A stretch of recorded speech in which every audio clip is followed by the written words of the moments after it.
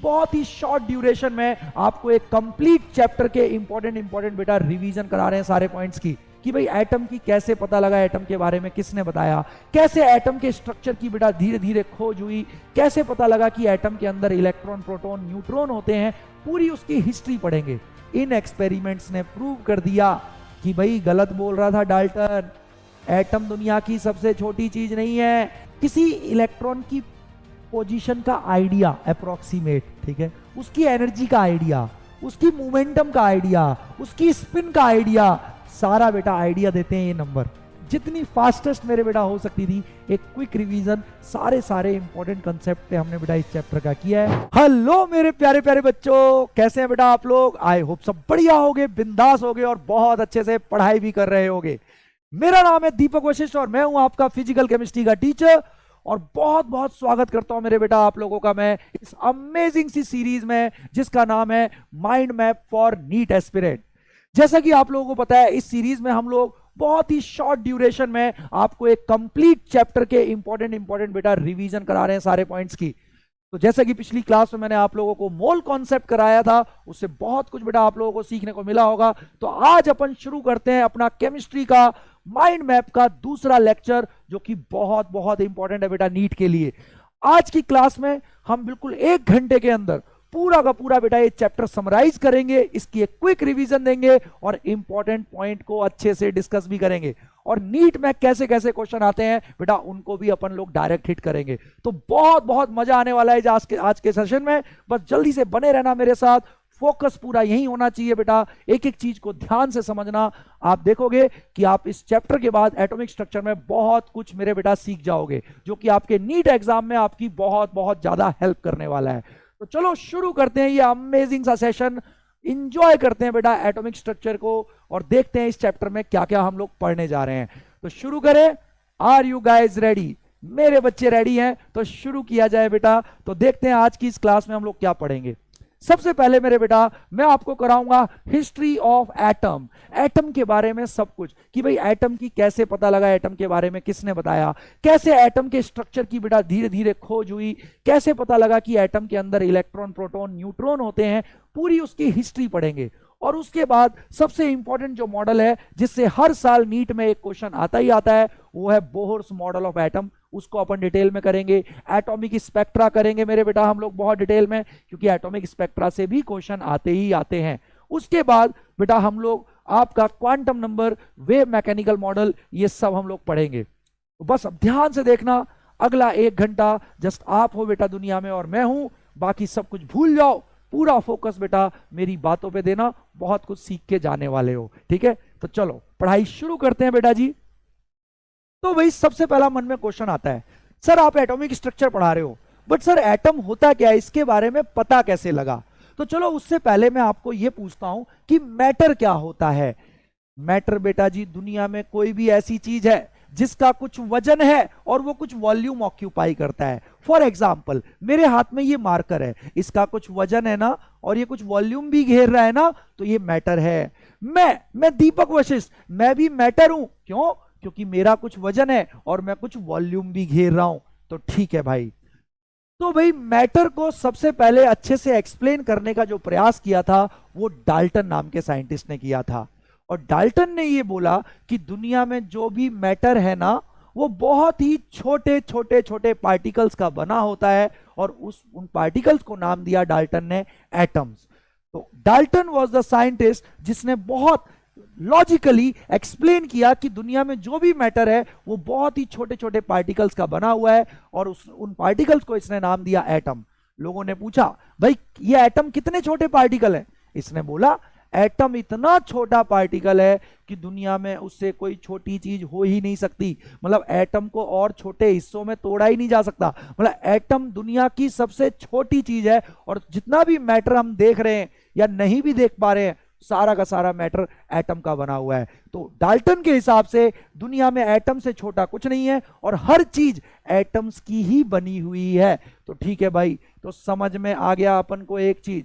तो डाल्टन ने प्रपोज किया सबसे पहले, तो सबसे पहले लॉजिकल एक्सप्लेनेशन एटम के बारे में बेटा डाल्टन ने दिया था अपनी डाल्टन की एटॉमिक थ्योरी के जरिए, ठीक है? हाँ, तो Dalton proposed that matter consist of, क्योंकि पूरी दुनिया तो मैटर की बनी हुई है, हाँ, matter consist of very very small particles, matter consist of very very small particles called atoms. ठीक है सर, आ गई बात समझ में। तो एटम का जिक्र सबसे लॉजिकल वे में सबसे पहले डाल्टन ने किया था बेटा, ठीक है, हाँ। और इसने बोला कि एटम इतने छोटे होते हैं कि दुनिया में इससे छोटा कुछ हो ही नहीं सकता ना। Atoms are so small that they can not be further subdivided, ठीक है, और छोटे हिस्सों में तोड़ ही नहीं सकते जी एटम को। Atoms are so small that they can not be further subdivided. ठीक है भाई, पूरी दुनिया खुश हो गई, काफी दिन तक इसकी बातों को माना जाने लगा बेटा। बट तभी एक ऐसे एक्सपेरिमेंट किए गए जिन्होंने बेटा डाल्टन की बात को गलत प्रूव कर दिया। अब वो कौन से एक्सपेरिमेंट थे, अब उसको बहुत बहुत ध्यान से देखेंगे। पहली स्लाइड आई थिंक मेरी बच्चों की आत्मा में समा चुकी है, क्लियर। तो चलो अब ध्यान से देखते हैं। तो मेरे बेटा अब उसके बाद बहुत दिन तक तो डाल्टन की बात को सब लोग मानते रहे कि भाई एटम, दुनिया में हर चीज एटम की बनी हुई है, एटम से छोटा कुछ हो नहीं सकता। परंतु मेरे बेटा उसके बाद आपका बेटा एक साइंटिस्ट आया, विलियम क्रुक्स, और इसके साथ में भी कई सारे साइंटिस्ट थे, ठीक है, and others, William crooks and others. और ये बेटा कुछ एक्सपेरिमेंट्स कर रहे थे जिनको हम लोग बोलते हैं वैक्यूम ट्यूब एक्सपेरिमेंट, या वैक्यूम ट्यूब को ही कैथोड ट्यूब भी बोलते हैं अपन। वैक्यूम ट्यूब और कैथोड ट्यूब एक्सपेरिमेंट बेटा ये लोग कर रहे थे। अब जो वैक्यूम ट्यूब होती है, और बेटा इन एक्सपेरिमेंट्स ने डाल्टन की धज्जियां उड़ा दी। इन एक्सपेरिमेंट ने प्रूव कर दिया, भाई डाल्टन बोलता था हर चीज एटम की बनी है और एटम से छोटा दुनिया में कुछ भी नहीं है। बट बेटा जी वैक्यूम ट्यूब एक्सपेरिमेंट, या इसको कैथोड ट्यूब भी बोल सकते हैं, इन एक्सपेरिमेंट्स ने प्रूव कर दिया कि भाई गलत बोल रहा था डाल्टन। एटम दुनिया की सबसे छोटी चीज नहीं है, एटम में और छोटे छोटे नेगेटिवली चार्ज पार्टिकल होते हैं जिनको नाम दिया गया बेटा इलेक्ट्रॉन। और वो बेटा डिस्कवरी करी थी जे थॉमसन ने, ठीक है। तो विलियम क्रुक्स का ही साथी था मेरे बेटा जे थॉमसन, ठीक है। तो बेटा तो वैक्यूम ट्यूब एक्सपेरिमेंट ने प्रूव कर दिया कि एटम दुनिया की सबसे छोटी चीज नहीं है।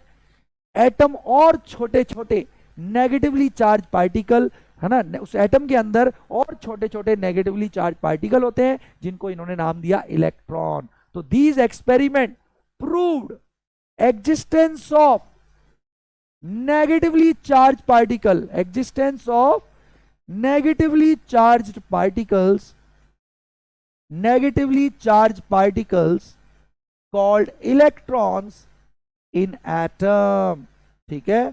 तो लो जी, वैक्यूम ट्यूब एक्सपेरिमेंट्स ने डाल्टन की बात को गलत प्रूव कर दिया कि एटम दुनिया की सबसे छोटी चीज है। नहीं, इन एक्सपेरिमेंट ने प्रूव कर दिया कि एटम में और छोटे छोटे नेगेटिवली चार्ज पार्टिकल होते हैं जिनको इन्होंने नाम दिया इलेक्ट्रॉन। और मेरे बेटा जी ये जे थॉमसन ने मेरे बेटा इस पर काम किया था। कैसे किया था, मैं थोड़ा सा एक बेसिक आइडिया देता हूं, सब लोग अब बहुत बहुत ध्यान से देखना। ये मेरे बेटा वैक्यूम ट्यूब, या जिसको कैथोड ट्यूब बोलते हैं, उसका ये एक अपरेटस है। इसमें हम क्या करते हैं, दो तरफ मेटल प्लेट लगी है जो बैटरी के अपोजिट टर्मिनल से जुड़ी हुई हैं। बहुत हाई हम पोटेंशियल डिफरेंस या बहुत हाई वोल्टेज देते हैं, और यहां पे बेटा गैस होती है, उसका बहुत लो प्रेशर रखते हैं हम। तो ध्यान रखना, बहुत हाई पोटेंशियल डिफरेंस लगाया दोनों मेटल प्लेट पर और बहुत लो प्रेशर रखा। इसमें अंदर बेटा गैस होती है इस ट्यूब में, ठीक है, हाँ। तो जैसे ही बहुत हाई पोटेंशियल डिफरेंस लगाया दोनों मेटल प्लेट के अक्रॉस और बहुत लो प्रेशर किया, तो इन्होंने क्या देखा कि कैथोड प्लेट से, मतलब नेगेटिव प्लेट से कुछ इनविजिबल रेडिएशंस निकल रही हैं।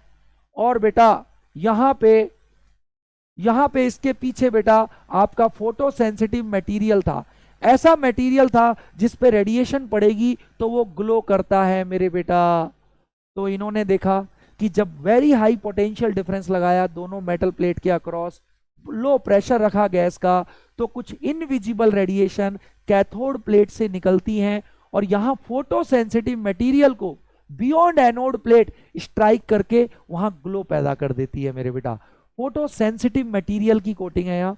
फोटो सेंसिटिव मतलब फोटो माने लाइट, मतलब रेडिएशन, सेंसिटिव मतलब एनर्जी के प्रति सेंसिटिव। जब भी कोई रेडिएशन पड़ेगी फोटो सेंसिटिव मटेरियल पे तो वो ग्लो करने लगेगा बेटा यहाँ। तो ठीक है, तो भाई साहब क्योंकि ये रेडिएशन कैथोड से आती हुई दिख रही थी, यहां पे ग्लो हो रहा था मेरे बेटा, इसका मतलब कुछ एनर्जी आ रही होगी। तो बेटा इन्हीं रेडिएशन को नाम दिया गया कैथोड रेज। और मेरे बेटा कि देखा गया बाद में कि ये कैथोड रेज इलेक्ट्रॉन की बनी होती हैं, कंसिस्ट ऑफ इलेक्ट्रॉन, है ना, इलेक्ट्रॉन की स्ट्रीम है, एक के पीछे एक इलेक्ट्रॉन चल रहा है। हाँ, तो इस बेटा इस पूरी स्लाइड में दो चीज, 3 पॉइंट याद रखने वाले हैं। देखो मेरे बेटा क्या, पहला बात, डाल्टन कहता था दुनिया में हर चीज एटम की बनी है, एटम से छोटा कुछ है नहीं, बट वैक्यूम ट्यूब एक्सपेरिमेंट ने प्रूव कर दिया कि नहीं, एटम में और छोटे छोटे नेगेटिवली चार्ज पार्टिकल होते हैं, इलेक्ट्रॉन। ठीक है सर, ये समझ में आया। अब इलेक्ट्रॉन कैसे पता लगा? वैक्यूम ट्यूब में जब हाई पोटेंशियल डिफरेंस लगाया गया और लो प्रेशर रखा गया गैस का, तो कुछ इनविजिबल रेडिएशन निकलती हैं कैथोड से और एनोड के पीछे फोटो सेंसिटिव मटेरियल को कोलाइड करके उसको ग्लो कराती हैं। तो कुछ इनविजिबल रेडिएशन जो कैथोड से निकलती हुई प्रतीत हो रही हैं, उनको नाम दिया गया कैथोड रेज। और एक्सपेरिमेंट से फिर देखा गया कि ये कैथोड रेज इलेक्ट्रॉन्स की स्ट्रीम है, एक के पीछे एक इलेक्ट्रॉन चल रहा है। तो अगला पॉइंट आपको ये याद रखना है कि कैथोड रे इलेक्ट्रॉन की बनी होती है। ठीक है सर, समझ में आ गया, इलेक्ट्रॉन की डिस्कवरी हो गई सर यहां तक। और ये ध्यान रखना, cathode ray high potential difference और लो प्रेशर पे बनती हैं। तो 3 पॉइंट हो गए। वैक्यूम ट्यूब से इलेक्ट्रॉन की डिस्कवरी हुई, जे थॉमसन ने करी। कैथोड रे इलेक्ट्रॉन की स्ट्रीम है भैया, और जो कैथोड रे बनती हैं वो हाई पोटेंशियल डिफरेंस और लो प्रेशर पे बनती हैं। ठीक है सर, अब भाई अब आगे बढ़ते हैं। उसके बाद ठीक है, पता लग गया कि भाई आपके एटम के अंदर नेगेटिवली चार्ज पार्टिकल है जिनको हम इलेक्ट्रॉन बोल रहे हैं। अब तो अभी इन इलेक्ट्रॉन पर कितना बेटा चार्ज होगा, कितना इनका मास होगा, तो उसके लिए भी कुछ एक्सपेरिमेंट किए गए। तो जे थॉमसन ने charge to mass ratio electron का निकालने के लिए एक एक्सपेरिमेंट किया मेरे बेटा। उसका एपरेटस ये है, बस ये एपरेटस आपको पता होना चाहिए, ये जे थॉमसन ने ही किया था। ठीक है, चार्ज बाय मास रेशियो निकाला था इलेक्ट्रॉन का, जे थॉमसन। ठीक है, अब मेरे बेटा ये अपरेटस क्या कर रहा है, charge to mass ratio of electron, मतलब चार्ज मान लो बेटा जी इलेक्ट्रॉन पे ई, है ना, मास है एम, तो ये ई बाय एम रेशियो निकालने का एक्सपेरिमेंट है। यहां से बेटा हमने कैथोड रे मारी जो कि इलेक्ट्रॉन स्ट्रीम है, इलेक्ट्रॉन की स्ट्रीम है। हाँ, उसमें फिर परपेंडिकुलर आपका मैग्नेटिक फील्ड और इलेक्ट्रिक फील्ड मेरे बेटा, देखो इधर से मैग्नेटिक फील्ड लग रही है, उसके परपेंडिकुलर इलेक्ट्रिक फील्ड लग रही है, दोनों फोर्सेस को बैलेंस करके मेरे बेटा चार्ज बाय मास निकला। इसमें और कुछ नहीं जानना है, बस इतना जानना है। और चार्ज बाय मास जो आया वो लगभग इलेक्ट्रॉन का 1.75 इंटू 10 टू द पावर 11, है ना, चार्ज की यूनिट हो गई एसआई कूलम, मास की हो गई किलोग्राम। तो मेरे बेटा इलेक्ट्रॉन का चार्ज बाय मास इन्होंने देखा कुछ इतना आया। सच्ची बोलो समझ में, ये बस याद रखना है कि चार्ज बाय मास कितना होता है। ये जे थॉमसन ने एक्सपेरिमेंट किया था बेटा, अपरेटस याद रखना, इलेक्ट्रिक और मैग्नेटिक फील्ड परपेंडिकुलर लगाई थी किस पर, कैथोड रे पर, और उसकी डेविएशन को नाप के मेरे बेटा इसने चार्ज बाय मास निकाल दिया था। बस इतना पता रखना है आपको। J Thomson measured the ratio of, ध्यान से देखो क्या कह रहा है ये, J Thomson measured the ratio of electric charge to the mass of electron by using cathode ray and applying electrical and magnetic field perpendicular to each other as well as to the path of electron. बस, तो charge by मास आ गया electron का। फिर तो ध्यान रखना जे Thomson ने charge by मास निकाला था। ठीक है, अब फिर बात आई भाई चार्ज ऑन इलेक्ट्रॉन कितना होगा, ये तो पता है नेगेटिव चार्ज है, कितना होगा चार्ज ऑन इलेक्ट्रॉन, तो उस पे मेरे बेटा मिलीकांस ऑयल ड्रॉप एक्सपेरिमेंट ने चार्ज निकाला था। जे थॉमसन के एक्सपेरिमेंट ने चार्ज बाय मास निकाला था इलेक्ट्रॉन का, और बेटा मिलीकांस ऑयल ड्रॉप एक्सपेरिमेंट, इसको ध्यान रखना जो यहां दिखा रखा है, ये मिलीकांस ऑयल ड्रॉप एक्सपेरिमेंट है बेटा जी। और मिलीकांस ऑयल ड्रॉप एक्सपेरिमेंट से चार्ज ऑन इलेक्ट्रॉन आया था। ये याद रखना मेरे बेटा, ये आपका क्वेश्चन आ सकता है कि चार्ज ऑन इलेक्ट्रॉन किस एक्सपेरिमेंट से निकला था। तो मिलीकांस ऑयल ड्रॉप एक्सपेरिमेंट से निकला था। ठीक है, यहां पे इसने ऑयल लिया था, ये आपका एटोमाइजर है, सेम साइज की बेटा ऑयल ड्रॉप निकाल देता है यहां पर, है ना। तो ऐसे बहुत सारी ऑयल ड्रॉप, मैंने दबाया तो ऑयल ड्रॉप आ गई ठीक है।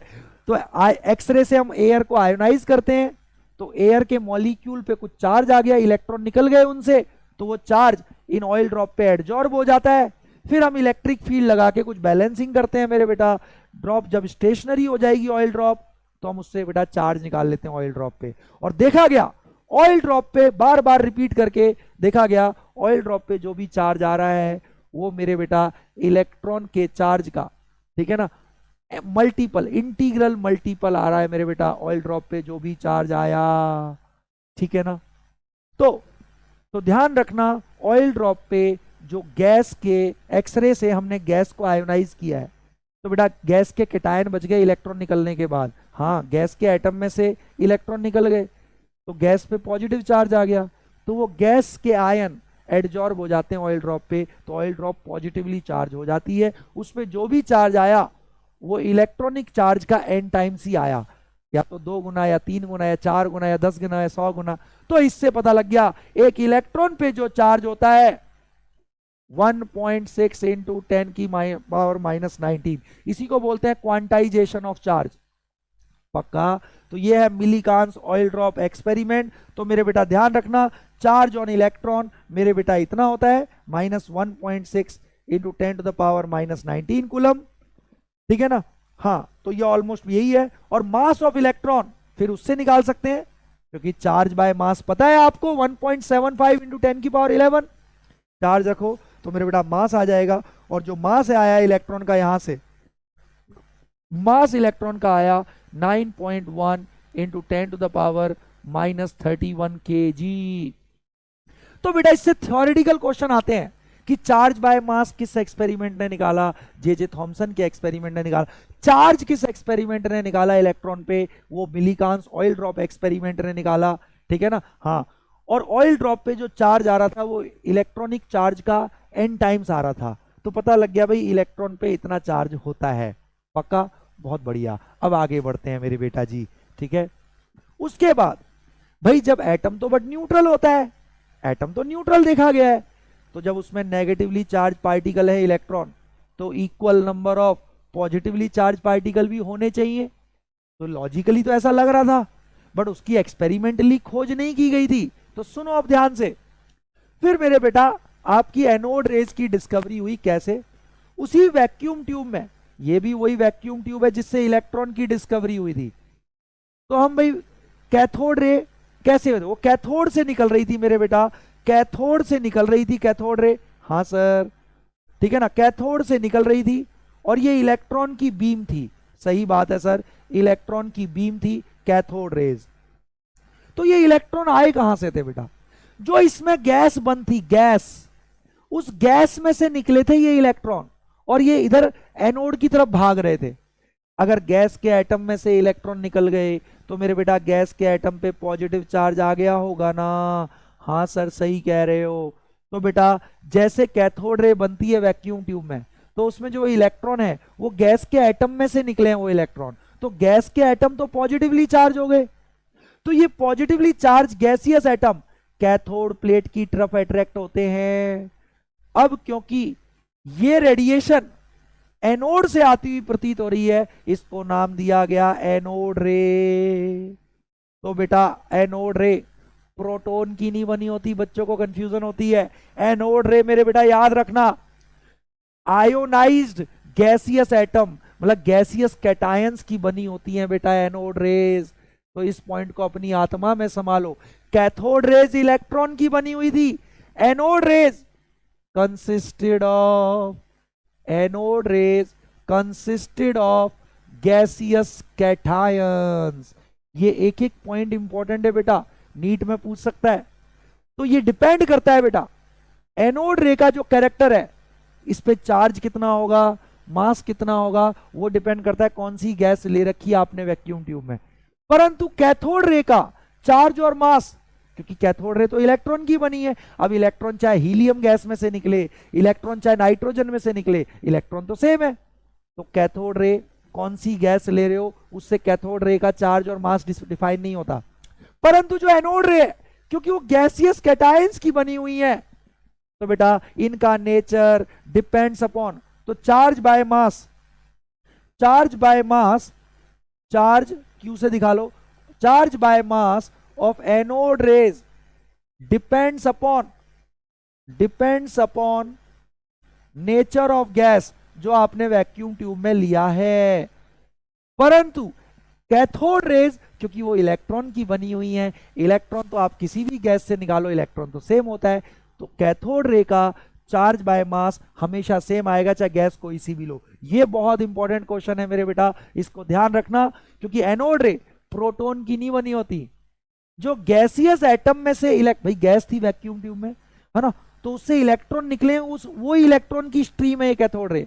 तो बेटा जब एटम में से इलेक्ट्रॉन निकल गए तो पॉजिटिव चार्ज हो गया ना एटम, हाँ, तो उन्हीं पॉजिटिवली चार्ज गैसियस कैटायंस की स्ट्रीम को अपन एनोड रे बोलते हैं। ठीक है, तो यहां से डिस्कवर हो गया, प्रूव हो गया कि एटम में equal number of negatively and positively charge particle थे।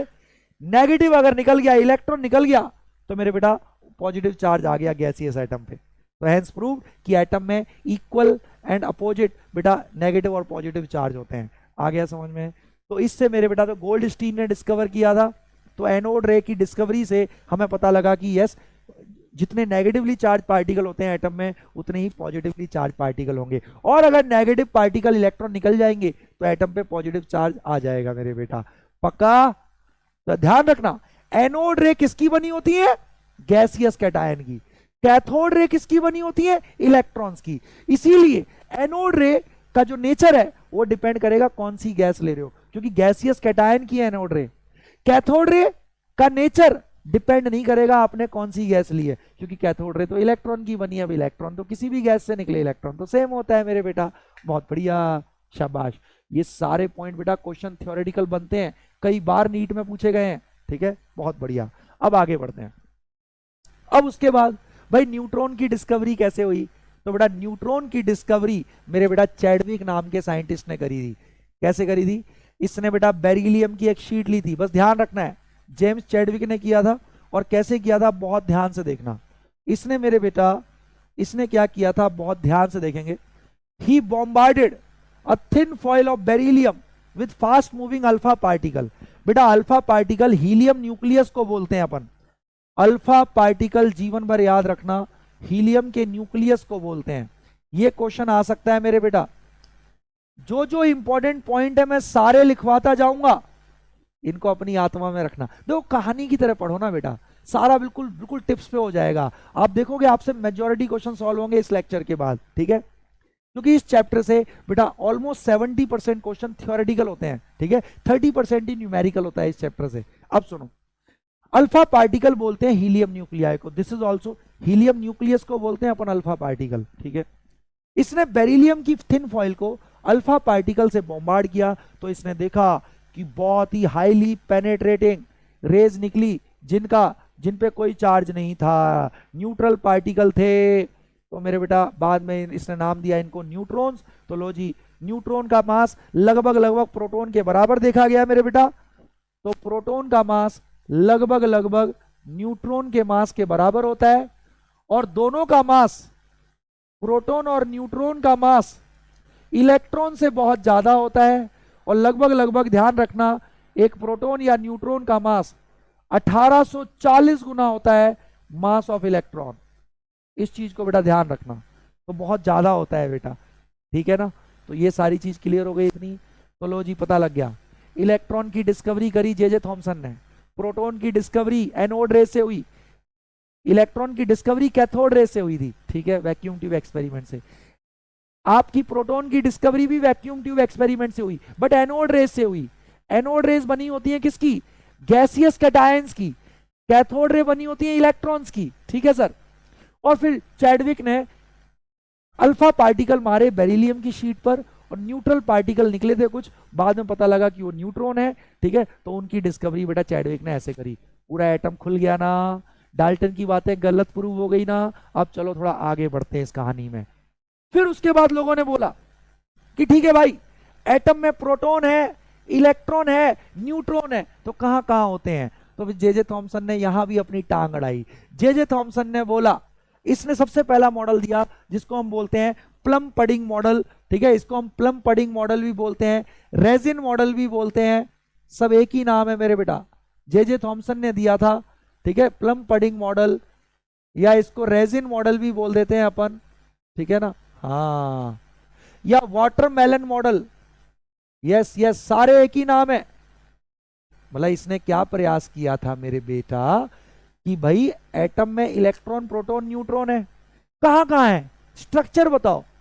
तो बेटा जे जे थॉमसन ने बोला कि जैसे तरबूज देखा है ना, तरबूज बेटा अंदर से पूरा लाल लाल होता है ना, तो इसने बोला जैसे तरबूज में अंदर से पूरा लाल लाल है, तो जो लाल लाल कलर है वो मान लो पॉजिटिव चार्ज है। पॉजिटिव चार्ज पूरे एटम में फैला हुआ है, जैसे तरबूज में अंदर लाल लाल हिस्सा है, ऐसे पूरे एटम में पॉजिटिव चार्ज फैला हुआ है। और जैसे बीच बीच में बीज धसे होते हैं ना, अरे बीज होते हैं ना बीच बीच में, इसने बोला ऐसे बीच बीच में इलेक्ट्रॉन धसे होते हैं। इसने कुछ ऐसा बोला बेटा एटम का मॉडल कि पॉजिटिव चार्ज जो ये लाल लाल दिख रहा है आपको, ये पॉजिटिव चार्ज पूरे एटम में फैला हुआ है, और बीच बीच में देखो इलेक्ट्रॉन धसे हुए हैं। अब बेटा इस मॉडल को थोड़े दिन में ही रिजेक्ट कर दिया गया। क्यों रिजेक्ट कर दिया गया? क्योंकि एक तो पहला कोई एक्सपेरिमेंटल आधार नहीं था इसका, इसने ऐसे ही दे दिया था अपने मन से। और ज्यादातर अगर ये मॉडल सही है तो एटम की प्रॉपर्टीज को एक्सप्लेन करना चाहिए था, तो ये एटम की प्रॉपर्टीज को एक्सप्लेन नहीं कर पा रहा था। बस इसकी एक अच्छाई थी कि ये न्यूट्रलिटी ऑफ एटम को एक्सप्लेन कर रहा था, neutrality of atom was explain, बस यही इसकी अच्छाई थी, और बाकी हर चीज पे फेल हो रहा था। ठीक है, न्यूट्रलिटी कैसे कि भाई पॉजिटिव चार्ज पूरे एटम में फैला हुआ है और उतना ही नेगेटिव चार्ज इलेक्ट्रॉन के रूप में बीच बीच में धसा हुआ है। तो बस ये था मेरे बेटा जे जे थॉमसन का मॉडल। आई थिंक क्लियर हो गया। रिजेक्ट इसलिए कर दिया गया, कोई एक्सपेरिमेंटल आधार नहीं था, और बेटा दूसरा इसलिए क्योंकि इसने एटम की ज्यादातर प्रॉपर्टी को एक्सप्लेन नहीं कर पाया ये। ठीक है, अब तो उसके बाद मेरे बेटा फिर आया रदरफोर्ड का एक्सपेरिमेंट। अब रदरफोर्ड ने कहा कि मैं जे जे थॉमसन वाली गलती नहीं करूंगा, मैं भाई ऐसे ही अपने मन से नहीं कुछ भी दे दूंगा, मैं एक्सपेरिमेंटली प्रूव करूंगा पहले। तो बेटा जी रदरफोर्ड ने क्या किया, अब सारे लोग बहुत ध्यान से देखना, इसने एक एक्सपेरिमेंट किया जिसको अपन बोलते हैं रदरफोर्ड्स अल्फा पार्टिकल एक्सपेरिमेंट। इसमें इसने क्या किया, बहुत ध्यान से देखना, एक रेडियो एक्टिव सब्सटेंस लिया। अब सर ये रेडियो एक्टिव सब्सटेंस क्या होता है, चलो मैं बताता हूं। रेडियो एक्टिव सब्सटेंस ऐसा है बेटा जो अपने आप रखा रखा टूटता है और टूटकर अल्फा बीटा गामा रेडिएशन देता है। अल्फा रेडिएशन मैं बता चुका हूं आपको, अल्फा पार्टिकल की बनी होती है, और अल्फा पार्टिकल हीलियम न्यूक्लियाई को बोलते हैं अपन। ठीक है, तो इसने एक ऐसा रेडियो एक्टिव आइसोटोप लिया जो टूटकर सिर्फ अल्फा रेज दे रहा है। बेटा अल्फा रेज क्योंकि हीलियम न्यूक्लियाई की स्ट्रीम है, और हीलियम के न्यूक्लियस पे तो पॉजिटिव चार्ज ही होगा ना, तो alpha rays are positively charge. तो इसने बेटा ये अल्फा रेज ली, ठीक है, अल्फा रेज छूट रही हैं, और पतली सी गोल्ड की फिल्म पर उनको बेटा इंसिडेंट किया। तो इसने क्या देखा कि भाई, और ध्यान रखना बहुत पतली सी गोल्ड फिल्म ली, क्योंकि अल्फा रे बहुत मोटी परत को क्रॉस नहीं कर सकती। अगर मुझे एटम के अंदर से होके गुजरना है तो मुझे बहुत पतली फिल्म लेनी पड़ेगी ताकि अल्फा रे एटम में से आर पार हो सके। ठीक है, तो ये हैरान हो गया बेटा, इसने क्या देखा, और यहाँ पे बेटा फोटो सेंसिटिव मटेरियल है, जिंक सल्फाइड की स्क्रीन, जहां भी बेटा कोई रेडिएशन टकराएगी वहीं से डार्क हो जाएगा। तो इसने देखा जब अल्फा रे मारी तो इसने देखा मेरे बेटा ज्यादातर डार्क स्पॉट बिल्कुल जिस डायरेक्शन से अल्फा रे आ रही है बिल्कुल उसी डायरेक्शन की सीध में आई है। कुछ अल्फा रे लार्ज एंगल से डेविएट हो गई, कुछ क्योंकि कुछ डार्क स्पॉट लार्ज एंगल पे आ रहे थे, और इक्की दुक्की अपने पाथ पर मेरे बेटा वापस चली गई, जिस डायरेक्शन से आई थी उसी डायरेक्शन में वापस चली गई। तो ये मेरे बेटा इसकी ऑब्जर्वेशन थी। इसके आधार पे इसने क्या कंक्लूजन निकाला मैं आप लोगों को बताता हूं, बहुत बहुत ध्यान से देखना। इसने बोला भाई मान लो साइड से देख रहे हैं ये गोल्ड की फिल्म है, ठीक है भाई, ठीक है ना, ये गोल्ड की फिल्म है, 2-3 एटम मोटी परत है। अब हम अल्फा रे मार रहे हैं, अल्फा रे पॉजिटिवली चार्ज होती है क्योंकि हीलियम के न्यूक्लियस की बनी हुई है, और क्योंकि ज्यादातर डार्क स्पॉट बिल्कुल इसकी सीध में आ रहे हैं, इसका मतलब ज्यादातर अल्फा रे सीधी चली गई बिना मुड़े तोड़े गोल्ड में से, गोल्ड के एटम में से। तो इससे ये तो पता लग गया कि अगर अल्फा रे में पॉजिटिव चार्ज, अगर पॉजिटिव चार्ज एटम में, पूरे एटम में फैला हुआ है, तो बेटा सारी अल्फा रे रेपेल हो जाती ना, पॉजिटिव पॉजिटिव रेपेल करता ना। बट क्योंकि ज्यादातर अल्फा रे सीधी चली गई हैं बिना मुड़े तुड़े, मतलब ये रेपेल नहीं हुई, इसका मतलब पॉजिटिव चार्ज पूरे एटम में नहीं फैला हुआ। तो इसने ये कंक्लूजन निकाला कि एटम के बीच, एटम में ज्यादातर स्पेस खाली है, एटम में ज्यादातर स्पेस खाली है, ये कंक्लूजन निकाला, क्योंकि ज्यादातर अल्फा रे सीधी सीधी चली गई और बहुत कम रे लार्ज एंगल से मुड़ी। इसका भी रीजन दिया, इसने बोला क्योंकि जो पॉजिटिव चार्ज है वो बहुत छोटे से रीजन में है एटम में, और जो अल्फा रे इस रीजन के पास से गुजरी, जो अल्फा रे इस रीजन के पास से गुजरी, वो मेरे बेटा केवल रेपेल होगी from large by large angles. हाँ सर बिल्कुल। तो बेटा ये बात आज तक सही है। इसने ये बोला कि एटम में ज्यादातर स्पेस, अपने एक्सपेरिमेंट के आधार पर एटम में ज्यादातर स्पेस खाली है क्योंकि ज्यादातर अल्फा रे सीधी चली गई एटम में से बिना मुड़े तुड़े, मतलब ज्यादातर स्पेस एटम में खाली है।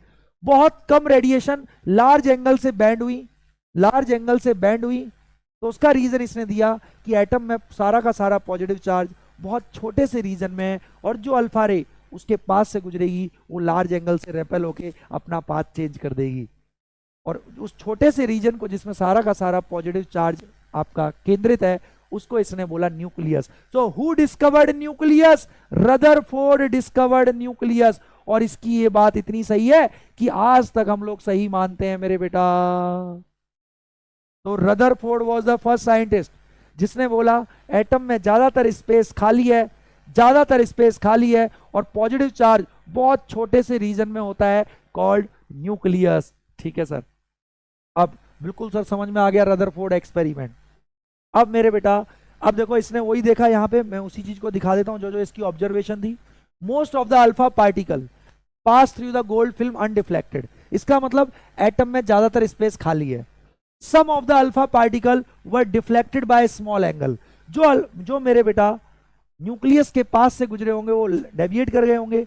And very few alpha particle were deflected by very large angle और were actually reflected back along their path. इसका इसने ये रीजन दिया, जो अल्फा रेज न्यूक्लियस से हेड ऑन टकराएंगी, हेड ऑन, वो अपने पाथ पर वापस चली जाएंगी मेरे बेटा, क्योंकि ये पॉजिटिव चार्ज, अल्फा भी पॉजिटिव चार्ज, तो ये रिपल्शन से मेरे बेटा बिल्कुल स्लो हो जाएगी और फिर वो वापस भाग जाएगी अपने पाथ पर। ठीक है, तो यस यस यस। तो बेटा रदरफोर्ड ने डिस्कवरी करी थी आपके न्यूक्लियस की, और फिर इसने, लोगों ने बोला यार इलेक्ट्रॉन भी तो है, तो इसने इलेक्ट्रॉन को लगाने का प्रयास किया और इसने बोला कि भाई एटम में ज्यादातर स्पेस खाली है, पॉजिटिव चार्ज छोटे से रीजन में कॉल्ड न्यूक्लियस। ठीक है, और इसके चारों तरफ इसने बोला जैसे सन के अराउंड प्लैनेट्स घूम रहे हैं सर्कुलर पाथ में, ऐसे ही इलेक्ट्रॉन रिवॉल्व करता है इसके अराउंड। तो this was Rutherford's model of an atom. Clear हो गया।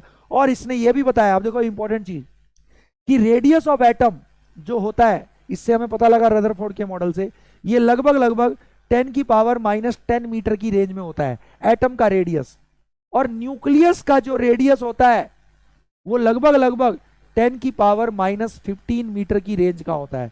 मतलब 1,00,000 गुना का डिफरेंस है साइज में। एटम का साइज न्यूक्लियस के साइज से 1,00,000 गुना बड़ा होता है मेरे बेटा। तो इस चीज को भी ध्यान रखना है। ये भी रदरफोर्ड के मॉडल से ही अपन को आइडिया लगा था मेरे बेटा। बहुत बढ़िया, समझ में आ गया सर रदरफोर्ड का model.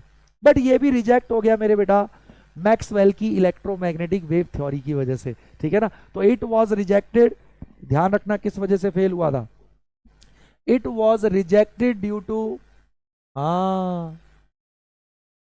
It was rejected due to Maxwell's electromagnetic wave theory. ठीक है ना, वेव थ्योरी, क्योंकि मैक्सवेल की इलेक्ट्रोमैग्नेटिक वेव थ्योरी के अनुसार अगर न्यूक्लियस के अराउंड इलेक्ट्रॉन सर्कुलर पाथ में घूमेगा तो ये कंटिन्यूअसली एनर्जी लूज करता करता करता करता करता न्यूक्लियस में घुस जाना चाहिए।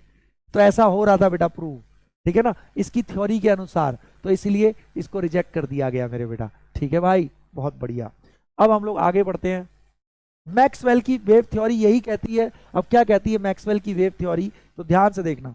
मैक्सवेल ने यह प्रूव किया था कि जो एनर्जी है, एनर्जी भाई इलेक्ट्रोमैग्नेटिक वेव के रूप में चलती है, ठीक है ना। इसने ऐसा प्रपोज किया था कि कोई भी एनर्जी है वो ऐसे आपकी इलेक्ट्रोमैग्नेटिक वेव का मतलब इलेक्ट्रिक फील्ड देखो ऑसिलेट कर रही है, हाँ सर, इसी के परपेंडिकुलर मैग्नेटिक फील्ड ऑसिलेट करती है। ओके, तो कोई भी एनर्जी ऐसे वेव के रूप में चलती है। इसने बोला था कि एनर्जी वेव है भैया, ठीक है ना, एनर्जी क्या है, वेव है। और उस समय दुनिया में यही सबसे बड़ी बहस छिड़ी हुई थी कि एनर्जी क्या है। मतलब ये आपकी देखो ना ऐसे, ये आपकी क्या है, ये हो गई इलेक्ट्रिक फील्ड, इसके परपेंडिकुलर मैग्नेटिक फील्ड। आ गया समझ में, हाँ ठीक है, बहुत बढ़िया।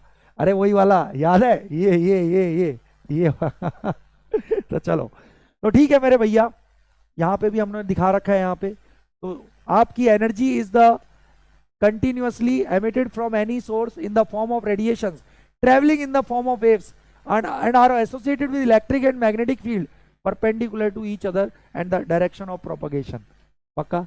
अब इसमें कुछ इंपॉर्टेंट पॉइंट है जो याद रखने हैं मेरे बेटा। कोई भी वेव है तो वेव के बारे में आपको कुछ पॉइंट पता होने चाहिए, ठीक है। ये ऊपर वाले हिस्से को अपन बोलते हैं क्रेस्ट, वेव मोशन, है ना। एक मीन पोजीशन के अराउंड ऑसिलेशन को अपन वेव मोशन बोलते हैं, ठीक है। नीचे वाले हिस्से को अपन बोलते हैं ट्रफ। अब मेरे बेटा एक क्रेस्ट और एडजेसेंट ट्रफ, एक क्रेस्ट और एडजेसेंट ट्रफ के बीच में जो मीन डिस्टेंस होता है इसी को बोलते हैं मेरे बेटा जी वेवलेंथ, लैम्डा। वेवलेंथ क्या है समझ में आया। एक क्रेस्ट और एडजेसेंट ट्रफ के बीच में, है ना, टोटल जो मीन डिस्टेंस है, मीन डिस्टेंस ये येलो वाला, this is one wavelength, this is one wavelength, this is यहां से लेकर यहां तक वन वेवलेंथ, हाँ सर, यहां से यहां तक, ठीक है जी। अब अगली चीज होती है एम्पलीट्यूड। क्या है बेटा, maximum displacement from mean position, mean position से कितना मैक्सिमम वर्टिकल डिस्प्लेसमेंट हो रहा है, दिस इज योर एम्पलीट्यूड। बहुत बढ़िया सर जी, ठीक है ना। अब एक चीज होती है फ्रीक्वेंसी, फ्रीक्वेंसी को न्यू से दिखाते हैं अपन। फ्रीक्वेंसी रिप्रेजेंट करता है कि भाई ये वेव आगे बढ़ रही है, किसी भी पॉइंट को एक सेकंड में कितनी वेव पास कर जाएंगी, ठीक है। Number of waves passing through a point in 1 second is frequency, ठीक है मेरे बेटा। इसको न्यू से दिखाते हैं, इसकी यूनिट होती है हर्ट्ज, एसआई यूनिट या पर सेकेंड, बात सेम है। नंबर ऑफ वेव्स बेटा, एक वेवलेंथ एक वेव होती है, ठीक है। कितनी वेवलेंथ क्रॉस कर जाएंगी इस पॉइंट को एक सेकेंड में, that is the frequency of this wave. और जीवन भर याद रखना, अगला बेटा इंपॉर्टेंट चीज है स्पीड ऑफ लाइट। इसको अपन सी से दिखाते हैं, सी से।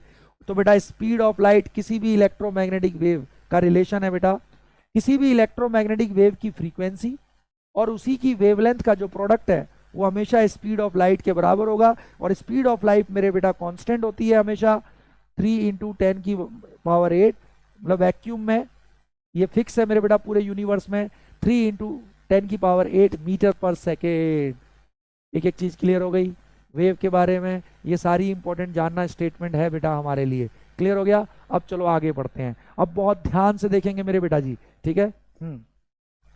अब भाई ऐसी होता है इलेक्ट्रोमैग्नेटिक स्पेक्ट्रम क्या है, इसको भी बहुत ध्यान से देख लेना। आपका एनर्जी बेटा डिफरेंट वेवलेंथ, तो भाई सारी एनर्जी तो अभी पता लगा वेव के रूप में चल रही है। तो सर कोई एनर्जी, वैसे विजिबल लाइट की बात करें तो सर विजिबल लाइट हरी भी होती है, पीली भी होती है, नीली भी होती है, तो उनमें फर्क क्या है। फर्क सिर्फ वेवलेंथ का है मेरे बेटा। आपको जो येलो लाइट दिख रही है उसकी वेवलेंथ अलग है, जो ब्लू लाइट दिख रही है वो उसकी वेवलेंथ अलग है। तो बस डिफरेंट वेवलेंथ का इंक्रीजिंग या डिक्रीजिंग ऑर्डर कहलाता है इलेक्ट्रोमैग्नेटिक स्पेक्ट्रम। एनर्जी की, भाई एनर्जी तो वेव है, डिफरेंट टाइप की एनर्जी, जैसे ultraviolet energy, infrared energy, visible light वाली एनर्जी, तो इन सब में फर्क होता है वेवलेंथ का। तो बस बढ़ते हुए वेवलेंथ का ऑर्डर, बढ़ते या घटते हुए ऑर्डर में, it is an arrangement of various forms of electromagnetic radiation in order of increasing और डिक्रीजिंग वेवलेंथ, उसको इलेक्ट्रोमैग्नेटिक बोलते हैं। इसमें बस एक चीज अब याद रखनी है, वेवलेंथ का बढ़ता हुआ क्रम।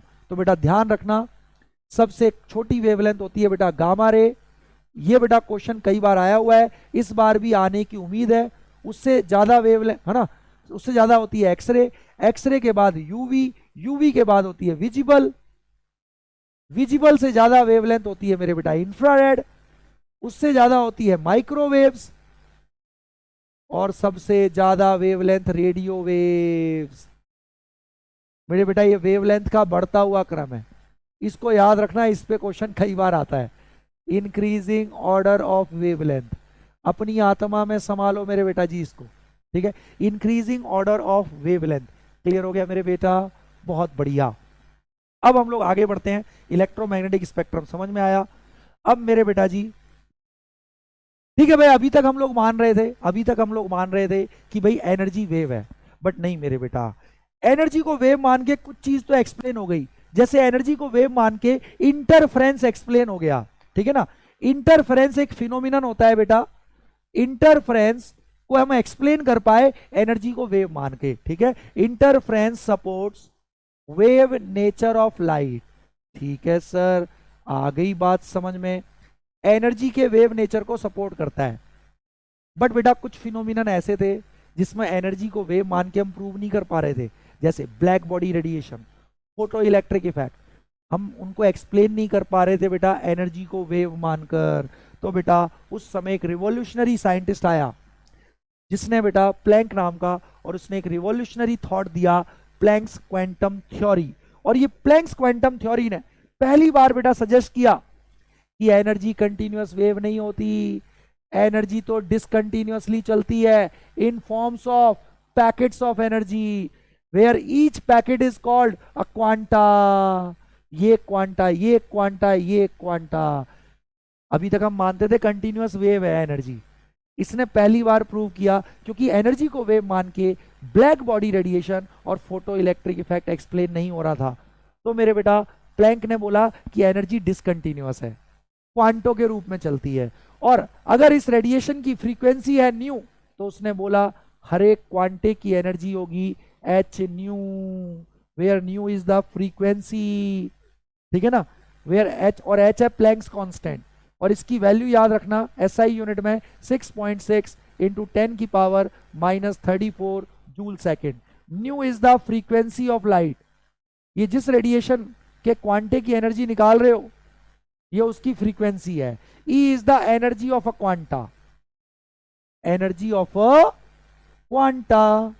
तो ये थी मेरे बेटा प्लैंक की quantum theory, and it was given to explain black body radiation, ठीक है ना, एंड फोटो इलेक्ट्रिक इफेक्ट। ये मान के मेरे बेटा प्रूव हुआ। तो इसको बट ध्यान से देखना, ये कैसे, देखो क्वांटे चल रहे हैं, क्वांटा क्वांटा ऐसे चल रहा है मेरे बेटा, ये तो डिसकंटिन्यूअसली क्वांटों के रूप में चलती है मेरे बेटा एनर्जी। क्लियर हो गया, हाँ ठीक है। It is proportional to frequency of radiation, पक्का। अब चलो, अब इसके बाद जो अगली चीज अपन को देखनी है, फोटो इलेक्ट्रिक इफेक्ट। इससे क्वेश्चन आता है मेरे बेटा, अब बहुत ध्यान से देखना फोटो इलेक्ट्रिक इफेक्ट क्या है। फोटो इलेक्ट्रिक इफेक्ट मेरे बेटा जी ये कहता है, देखा गया फोटो इलेक्ट्रिक, सुन लेना, ऐसा देखा गया कि कुछ मेटल्स पर जब एक सूटेबल फ्रीक्वेंसी की लाइट मारी जाती है, जब बेटा कोई भी लाइट नहीं, जब सूटेबल फ्रीक्वेंसी की लाइट मारी जाती है, तो मेटल सरफेस से मेरे बेटा इलेक्ट्रॉन बाहर निकलते हैं। इन इलेक्ट्रॉन्स को अपन बोलते हैं फोटो इलेक्ट्रॉन, और मेरे बेटा इस फिनोमिनन को बोलते हैं फोटो इलेक्ट्रिक इफेक्ट। तो देखो यहां भी वही हो रहा है, ये मेटल प्लेट है, एक सूटेबल फ्रीक्वेंसी की लाइट मारी गई, तो देखो बेटा यहाँ पे ये इलेक्ट्रॉन बाहर निकले मेरे बेटा, ठीक है ना, ये इलेक्ट्रॉन बाहर निकलते हैं मेटल प्लेट से, ठीक है। उसको फिर हम वायर में ले आते हैं, ठीक है। अरे सोलर सेल इसी पे तो काम करते हैं, इसी के ऊपर आधारित है ना, हाँ। तो this is photo electric effect, और इसको एक्सप्लेन किया था मेरे बेटा जी आइंस्टाइन ने, आइंस्टाइन ने एक्सप्लेन किया था मेरे बेटा, आइंस्टाइन एक्सप्लेन्ड इट। और उसने बेटा एक फोटो इलेक्ट्रिक इक्वेशन दी थी जिसके लिए उसे नोबेल प्राइज मिला था। और बेटा वो इक्वेशन क्या है, आप ध्यान से देखना, H nu is the incident photon की एनर्जी। अरे क्वांटे की एनर्जी, लाइट तो क्वांटों के, इसने लाइट को क्वांटाइज मान के किया मेरे बेटा, कि भाई लाइट आ रही है तो मतलब क्वांटे आ रहे हैं, और मान लो लाइट की फ्रीक्वेंसी न्यू है, तो हर एक क्वांटे की energy H nu is equal to, है ना, अगर इतनी एनर्जी आपने एटम से इलेक्ट्रॉन से टकराया क्वांटा, अपनी पूरी एनर्जी इलेक्ट्रॉन को दे देता है, कुछ एनर्जी यूज होगी बाहर निकलने में, और रेस्ट इलेक्ट्रॉन की काइनेटिक एनर्जी बन जाती है मेरे बेटा। This is photo electric equation. और मेरे बेटे इसको बोलते हैं वर्क फंक्शन। इसको क्या बोलते हैं जी? Work function. मतलब energy required to eject electron from metal surface. Metal surface से इलेक्ट्रॉन को बाहर निकालने के लिए कितनी एनर्जी लगेगी? मान लो 100 जूल का क्वांटा टकराया इलेक्ट्रॉन से, बाहर निकलने में 60 जूल की एनर्जी लग गई, तो बच कितनी गई इलेक्ट्रॉन के पास? 40। तो वो उसकी काइनेटिक एनर्जी बन जाएगी। आ गया समझ में? तो फोटो इलेक्ट्रिक इफेक्ट तभी होगा, फोटो इलेक्ट्रिक इफेक्ट मेरे बेटा तभी होता है, फोटो इलेक्ट्रिक इफेक्ट मेरे बच्चे तभी होगा जब इंसिडेंट फोटोन की एनर्जी वर्क फंक्शन से ज्यादा होगी। मान लो ना इलेक्ट्रॉन को बाहर निकलने के लिए चाहिए 60 जूल की एनर्जी, बट आप जो फोटोन मार रहे हो, क्वांटे को ही फोटोन बोलते हैं, विजिबल लाइट के क्वांटे को फोटोन बोल देते हैं। फोटोन इज नथिंग, है ना, क्वांटा ही है। क्वांटा क्या है? एनर्जी का टुकड़ा, मासलेस होता है ये, चार्जलेस मासलेस, बस एनर्जी का टुकड़ा है। तो जब अगर मान लो वर्क फंक्शन है 60 जूल, और आप जो लाइट क्वांटा मार रहे हो वो 10 जूल का ही है, तो मेरे बेटा आपका 10 जूल का अगर क्वांटा लेगा इलेक्ट्रॉन, तो वो कभी बाहर नहीं निकलेगा, कभी फोटो इलेक्ट्रिक इफेक्ट नहीं होगा। तो बेटा बेटा फोटो इलेक्ट्रिक इफेक्ट तभी होता है जब इंसिडेंट फोटोन की फ्रीक्वेंसी वर्क फंक्शन से ज्यादा होती है। और वर्क फंक्शन आपको समझ में आ गया, energy required to eject the electron from metal surface. आ गया मेरे बेटा? हाँ। अब इस पर भी मेरे बेटा जी कुछ न्यूमेरिकल आते हैं, तो मैं अपने बच्चों को इस पर कुछ न्यूमेरिकल कराता हूं। उससे पहले मैं आपको बेटा नीट में एक क्वेश्चन आएगा, उसको अब बहुत बहुत ध्यान से देखेंगे मेरे सारे बच्चे, कैसा क्वेश्चन आएगा। मैं आपसे कह रहा हूं calculate the ratio of energies of two radiations. दो रेडिएशंस हैं बेटा, radiations having wavelengths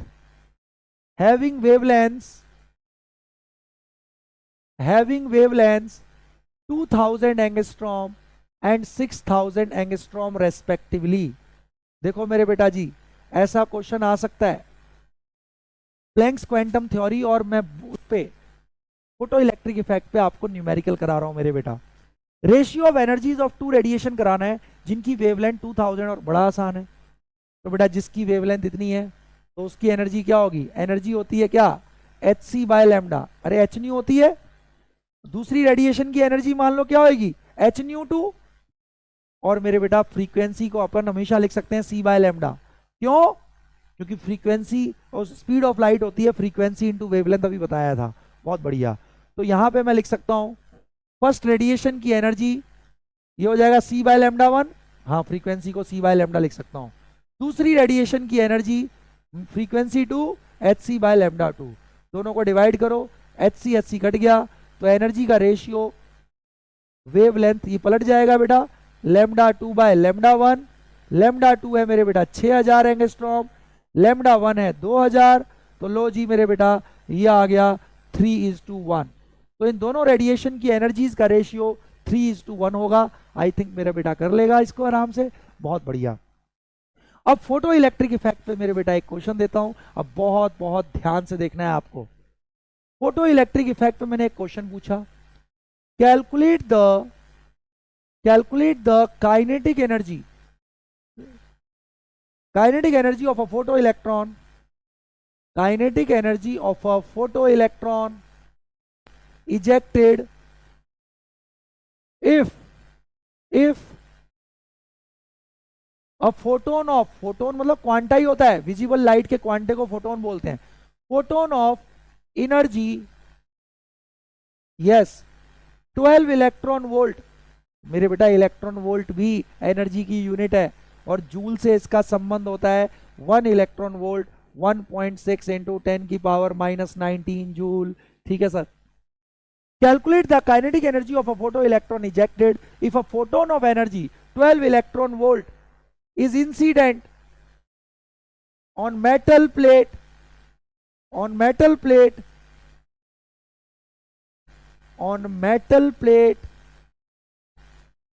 having work function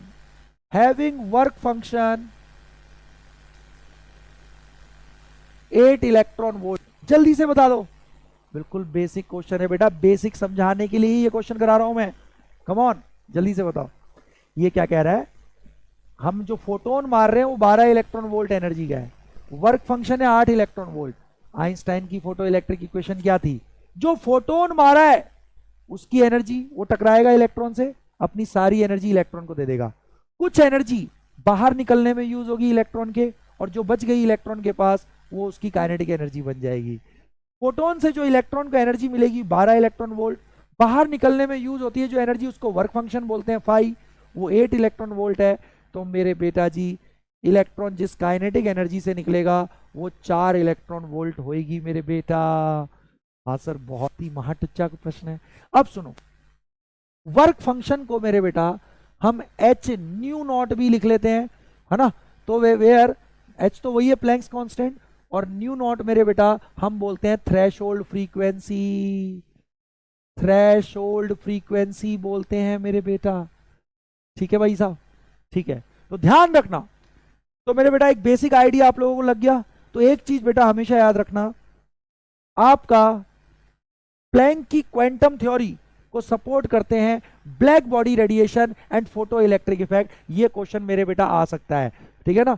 photo electric effect and black body radiation, interference support करता है वेव नेचर ऑफ लाइट को, but photo electric effect and black body radiation supports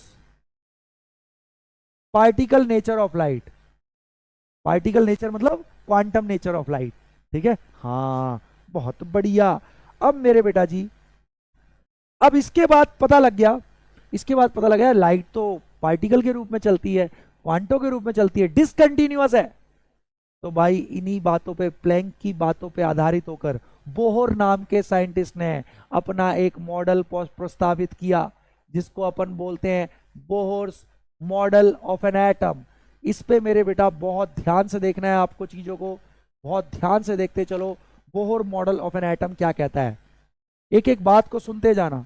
Bohr model कहता है मेरे बेटा कि एटम का पहला पॉइंट तो वही है जो रदरफोर्ड कह रहा था, कि एटम में सारा का सारा पॉजिटिव चार्ज एक बहुत छोटे से रीजन में होता है जिसे अपन न्यूक्लियस बोलते हैं। ये तो बोहर ने भी बोला। फिर इसने बोला कि भाई जो इलेक्ट्रॉन है ना वो फिक्स्ड सर्कुलर पाथ में चलते हैं, फिक्स सर्कुलर पाथ में, और हर सर्कुलर पाथ की एनर्जी फिक्स है। अब आप कहोगे सर यही तो रदरफोर्ड ने बोला था। मेरे बेटा रदरफोर्ड ने ये तो बोला था कि सर्कुलर पाथ में इलेक्ट्रॉन चलते हैं, बट उसने ये नहीं बोला था कि हर सर्कुलर पाथ की एनर्जी फिक्स है। इसने बोला कि भाई आपके इलेक्ट्रॉन सर्कुलर पाथ में चलते हैं और हर सर्कुलर पाथ की एनर्जी फिक्स है। इसकी एनर्जी फर्स्ट ऑर्बिट है ना की एनर्जी E1, दूसरे की E2, और बेटा जैसे से दूर जाते हैं एनर्जी बढ़ती जाती है। And each orbit has fixed energy. तो उसमें घूमने वाला इलेक्ट्रॉन ना कंटिन्यूअसली एनर्जी लूज कर सकता है, ना कंटिन्यूअसली वेव के रूप में एनर्जी ले सकता है। क्यों? क्योंकि ये तो मान रहा है कि एनर्जी कंटिन्यूअस हो ही नहीं रही, क्योंकि ये तो मानता है प्लैंक की बात को कि एनर्जी डिसकंटिन्यूअस होती है, क्वांटो के रूप में चलती है। तो यस, पहला पॉइंट क्लियर हो गया, ठीक है सर। दूसरा, लोगों ने बोला यार ऐसे डिफरेंट डिफरेंट एनर्जी के तो इनफाइनाइट ऑर्बिट बना सकते हैं।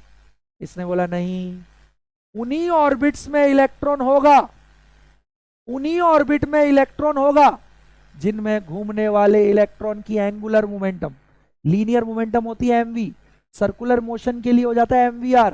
तो बेटा angular momentum mvr, where r is the radius of circle, m is the mass of electron, v is the velocity of electron, h by 2 पाई का इंटीग्रल मल्टीपल होगा है, where n can have value 1 2 3 and so on. तो first orbit में angular momentum 1h by 2 पाई होगा electron का, second orbit में 2h by 2 पाई होगा, third orbit में 3h by 2 pi and so on मेरे बेटा। तो इसने बोला और इसको प्रूव भी किया था कि उन्हीं ऑर्बिट में इलेक्ट्रॉन हो सकता है जिनमें इलेक्ट्रॉन की एंगुलर मोमेंटम h by 2 पाई का इंटीग्रल मल्टीपल हो, ठीक है। फिर लोगों ने बोला कि यार इसमें घूमने वाले इलेक्ट्रॉन्स, भाई ठीक है हर ऑर्बिट की एनर्जी फिक्स है, तो क्या इलेक्ट्रॉन जो घूम रहा है किसी ऑर्बिट में तो वो कभी एनर्जी लेगा या नहीं लेगा या देगा? नहीं, इसमें नहीं, इलेक्ट्रॉन एनर्जी ले भी सकता है, दे भी सकता है, बट वेव के रूप में नहीं, डिसकंटिन्यूअसली क्वांटो के रूप में। जैसे समझो फर्स्ट ऑर्बिट में इलेक्ट्रॉन घूम रहा है, इसकी एनर्जी E1 है, सेकंड ऑर्बिट की E2 है, तो दोनों में गैप कितना है? दोनों ऑर्बिट की एनर्जी में गैप है E2 माइनस E1। अब इसने बोला बोहर ने, अगर E2 माइनस E1 एनर्जी के बराबर एनर्जी का क्वांटा अगर इसको मिल जाएगा तो इसकी एनर्जी E2 माइनस E1 बढ़ गई तो E2 के बराबर हो गई, तो उछल के ये हायर ऑर्बिट में चला जाएगा। मतलब अगर क्वांटा ले रहा है कोई या दे रहा है तो उसको ऑर्बिट चेंज करना पड़ेगा, क्योंकि उस पर्टिकुलर ऑर्बिट की एनर्जी तो फिक्स है। अब जैसे ये सेकंड ऑर्बिट में इसकी एनर्जी E2 है, तो बेटा अगर ये नीचे जाएगा तो लोअर एनर्जी में जा रहा है, तो कितना एनर्जी गैप है? E2 minus E1। तो इतनी एनर्जी का क्वांटा जब ये इलेक्ट्रॉन छोड़ेगा इतनी एनर्जी, तो इसकी एनर्जी घट के 1 के बराबर, तो फिर ये उछल के 1 में चला जाएगा। समझ में आया? तो एक ऑर्बिट से दूसरे ऑर्बिट में इलेक्ट्रॉन जब कूदेगा तो वो क्वांटा लेगा या देगा? अगर क्वांटा ले रहा है तो एनर्जी बढ़ेगी, तो उछल के हायर ऑर्बिट में चला जाएगा और एग्जैक्ट एनर्जी गैप के बराबर एनर्जी का क्वांटा लेगा वो। और अगर हायर एनर्जी से हायर ऑर्बिट से लोअर में आना है तो उतना एनर्जी गैप के बराबर एनर्जी का क्वांटा छोड़ेगा। ठीक है, पक्का? हाँ जी। और क्वांटे की तो एनर्जी हमें पता ही है। बहुत बढ़िया। तो आ गया, तो electrons jump from one orbit to another, from one orbit to another either by gaining a quanta. हाँ सर जी, either by gaining a quanta और losing a quanta. Yes sir जी, आ गई बात समझ में? बहुत बढ़िया। ठीक है भाई साहब। अब इसने बोला कि मैं अपने मॉडल के प्रति इतना बेटा ये वो था, श्योर था। इसने बेटा कुछ बहुत मस्त मस्त चीजें दी। मान लो बोहर का मॉडल है, पॉजिटिव चार्ज छोटे से रीजन में है, ये फर्स्ट ऑर्बिट, ये second orbit and so on. इसने बोला मेरा मॉडल इतना सही है कि इसने मेरे बेटा अपने हर ऑर्बिट का रेडियस तक दे दिया। अब ये 3 फॉर्मूले याद रखना, इस पे क्वेश्चन आ देंगे। इसने बोला कि मैं किसी भी nth ऑर्बिट का रेडियस निकाल सकता हूं, ठीक है ना? हाँ, और उसका फॉर्मूला इसने जो निकाला याद रखना बेटा, न्यूमेरिकल करने में आएगा 0.53 into N square by Z angstrom. याद रखना मेरे बेटा। फर्स्ट मान लो हाइड्रोजन के फर्स्ट ऑर्बिट का रेडियस निकालना है, तो लो जी बड़ा आसान, n is the number of orbit, first orbit है तो n1। Hydro Z is the atomic number, Z atomic number है तो हाइड्रोजन का एटॉमिक नंबर 1 होता है, तो लो जी हाइड्रोजन के फर्स्ट ऑर्बिट का रेडियस आ गया 0.53 एंगस्ट्रॉम। बिल्कुल ऐसे ही इसने किसी भी ऑर्बिट में घूमते हुए इलेक्ट्रॉन की वेलोसिटी भी निकाल दी। चलो किसी भी nth ऑर्बिट में वेलोसिटी निकालते हैं, और वो आई थी मेरे बेटा 2.18 इंटू 10 की power 6 Z by N metre per second, where Z is the atomic number जिस एटम में पूछ रहा है, N is the orbit number. ये मेरे बेटा फॉर्मूले बिल्कुल टिप्स पे होने चाहिए, क्योंकि इससे क्वेश्चन 100% आने के चांस होते हैं। तीसरा मेरे बेटा, तीसरा इसने कहा कि मैं हर ऑर्बिट की अपनी फिक्स एनर्जी है, मैं ऑर्बिट की एनर्जी भी निकाल सकता हूं। और इसने जो एनर्जी निकाली मेरे बेटा वो -13.6 Z square by N square electron volt पर एटम। मतलब एक एटम में किसी एक ऑर्बिट में एनर्जी निकाल सकते हैं इलेक्ट्रॉन वोल्ट में ऐसे। बट अगर मान लो 1 मोल एटम में, तो वो एक पर्टिकुलर ऑर्बिट 1 मोल हो जाएगा, तो उसमें भी हम निकाल सकते हैं। उसमें -13 की जगह 13.6 की जगह -1312 Z square by N square kilojoule per mole में आता है मेरे बेटा। तो ये ध्यान रखना, एक एटम में एनर्जी इससे निकलेगी, अगर 1 मोल एटम में किसी ऑर्बिट की एनर्जी निकालनी है तो वो इससे निकलेगी मेरे बेटा, वहां किलो जूल में आएगी। 1 मोल एटम में निकलेगी किसी एक ऑर्बिट की एनर्जी। पक्का? बहुत बढ़िया। अब सर इसमें क्वेश्चन कैसे आते हैं, ये फॉर्मूले अपनी आत्मा में रखना मेरे बेटा, ठीक है ना? हाँ, अब सुनो इससे मेरे बेटा क्वेश्चन कैसे आता है। अब बहुत ध्यान से देखना, तीनों फॉर्मूले हमारी आत्मा में हैं। अब समझ लो नीट में क्वेश्चन कैसे आ सकता है इससे मेरे बेटा। करा दूं मैं? झूठ ना बोलो। देखो बेटा, ये हमारी समरी चल रही है, बहुत डिटेल में अगर आपको सब कुछ जानना है, हर चीज का बहुत डिटेल्ड एक्सप्लेनेशन है हमारे बेटा रेगुलर बैचेस में। आप यकीन बैच में या लक्ष्य बैच में है ना, या अर्जुना बैच में बहुत अच्छे से बेटा इनको डिटेल में समझ सकते हैं। बट क्योंकि ये शॉर्टेस्ट मिनिमम पॉसिबल टाइम में मेन चीजें हमें कवर करनी है, तो मैं आप लोगों के लिए कवर कर रहा हूँ। अच्छे से सुनो, एक अच्छी सी रिवीजन हो जा रही है बहुत थोड़े से टाइम के अंदर, ठीक है। अब क्वेश्चन कैसे पूछा जाएगा बहुत ध्यान से देखना। If radius of the second orbit of hydrogen atom, ठीक है, इज एक्स एंगस्ट्रॉम, ठीक है, then radius of third orbit of helium plus will be. एक चीज याद रखना मेरे बेटा, बोहर का जो मॉडल है वो सिंगल इलेक्ट्रॉन वाली स्पीसीज के लिए ही वैलिड है। बोहर का जो मॉडल है बाद में पता लगा ये सिंगल इलेक्ट्रॉन स्पीसीज पर ही वैलिड होता है। अब इसको बहुत ध्यान से देखना। सेकंड ऑर्बिट का रेडियस है एक्स एंगस्ट्रॉम, तो पूछ रहा है हीलियम के थर्ड ऑर्बिट का रेडियस बताओ। ऑप्शन एक्स के टर्म में ही पूछ रहा है, x/3, b 2x/9, c 3x/2 और d नन।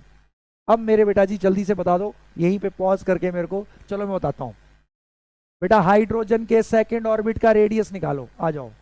फॉर्मूला तो पता है रेडियस का, 0.53 n²/z, ठीक है। अब सुनो, सेकंड ऑर्बिट का रेडियस निकालना है। ऑर्बिट है सेकंड तो n हो गया ऑर्बिट नंबर 2 का स्क्वायर, बिल्कुल सर। हाइड्रोजन है तो हाइड्रोजन का एटॉमिक नंबर तो 1 होता है, हाँ सर। अरे इसको ऐसे लिख लेते ना हाँ, क्योंकि भाई सेकंड ऑर्बिट का है तो n हो गया 2, एटॉमिक नंबर 1 है हाइड्रोजन का, हाँ सर। और तो पूछ रहा है हीलियम के थर्ड का निकालना है, तो हीलियम प्लस के थर्ड ऑर्बिट का क्या होगा, 0.53, थर्ड ऑर्बिट है तो n3, 3 का स्क्वायर, और हीलियम का z एटॉमिक नंबर क्या होता है 2। बहुत बढ़िया, दोनों को डिवाइड करो। हाइड्रोजन के सेकंड ऑर्बिट का रेडियस बोल रहा है x, तो दिस इज x, इसको लिख दो x। दोनों को डिवाइड किया तो अब हीलियम के थर्ड का बेटा रेडियस आ जाएगा x के टर्म में, तो डिवाइड किया तो ये कट गया, तो देखो x by radius of helium third है ना, हाँ। और ये ऊपर में 4 था, नीचे में ये हो जाएगा 9 ना, 4/1 बाय 9/2। अब इसको पलटी मरवा दो, x by radius of helium का थर्ड ऑर्बिट, ये पलटी मारा, बहुत बढ़िया, 8/9। x by radius of helium 8/9, तो लो जी रेडियस आ गया 9/8x। है क्या 9/8x? नहीं, राइट आंसर इज डी। सच्ची बोलो मेरे बेटा जी को समझ में आ गया ना, बहुत बड़ी। तो ऐसे क्वेश्चन आएंगे मेरे बेटा बोहर के मॉडल से, ठीक है, बहुत बढ़िया।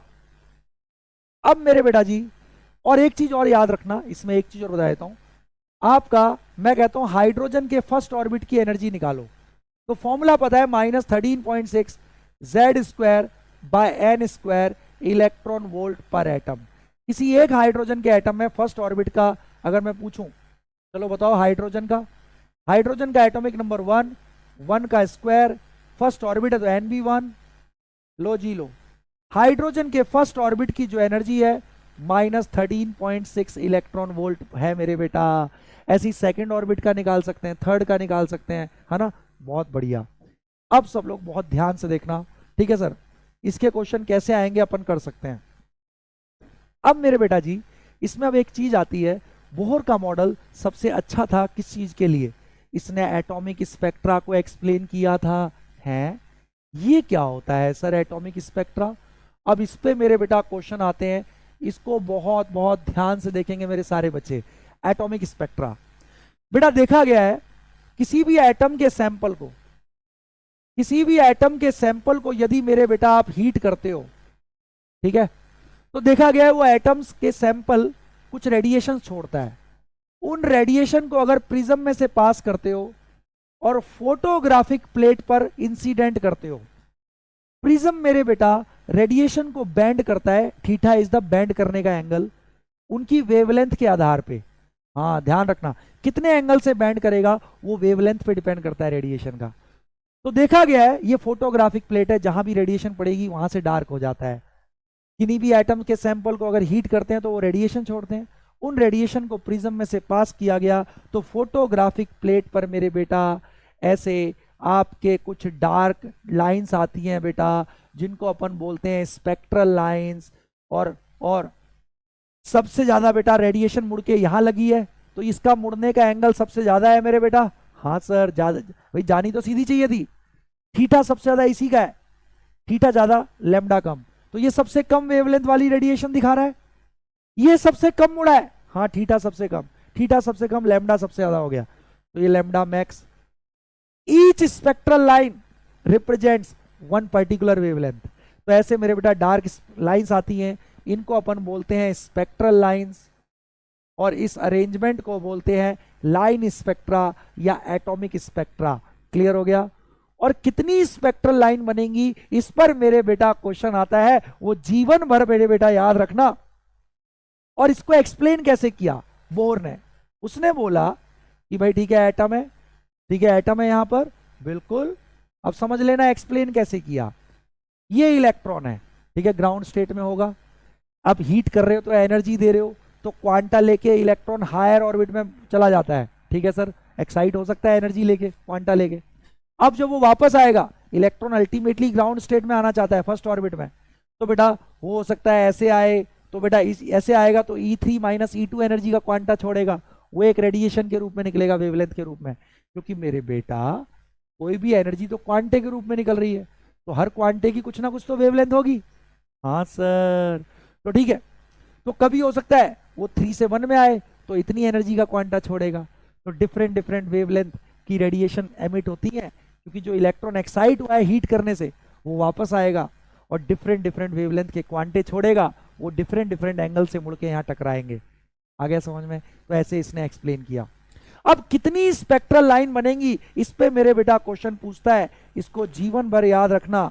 मैक्सिमम स्पेक्ट्रल लाइन, जब इलेक्ट्रॉन किसी भी हायर ऑर्बिट N2 से किसी भी लोअर ऑर्बिट N1 में कूदता है तो कितनी मैक्सिमम स्पेक्ट्रल लाइन बनेगी, उसका फॉर्मूला याद रखना, N2 minus N1, N2 is any higher orbit minus N2 minus है ना, into N2 minus N1 plus 1 by 2।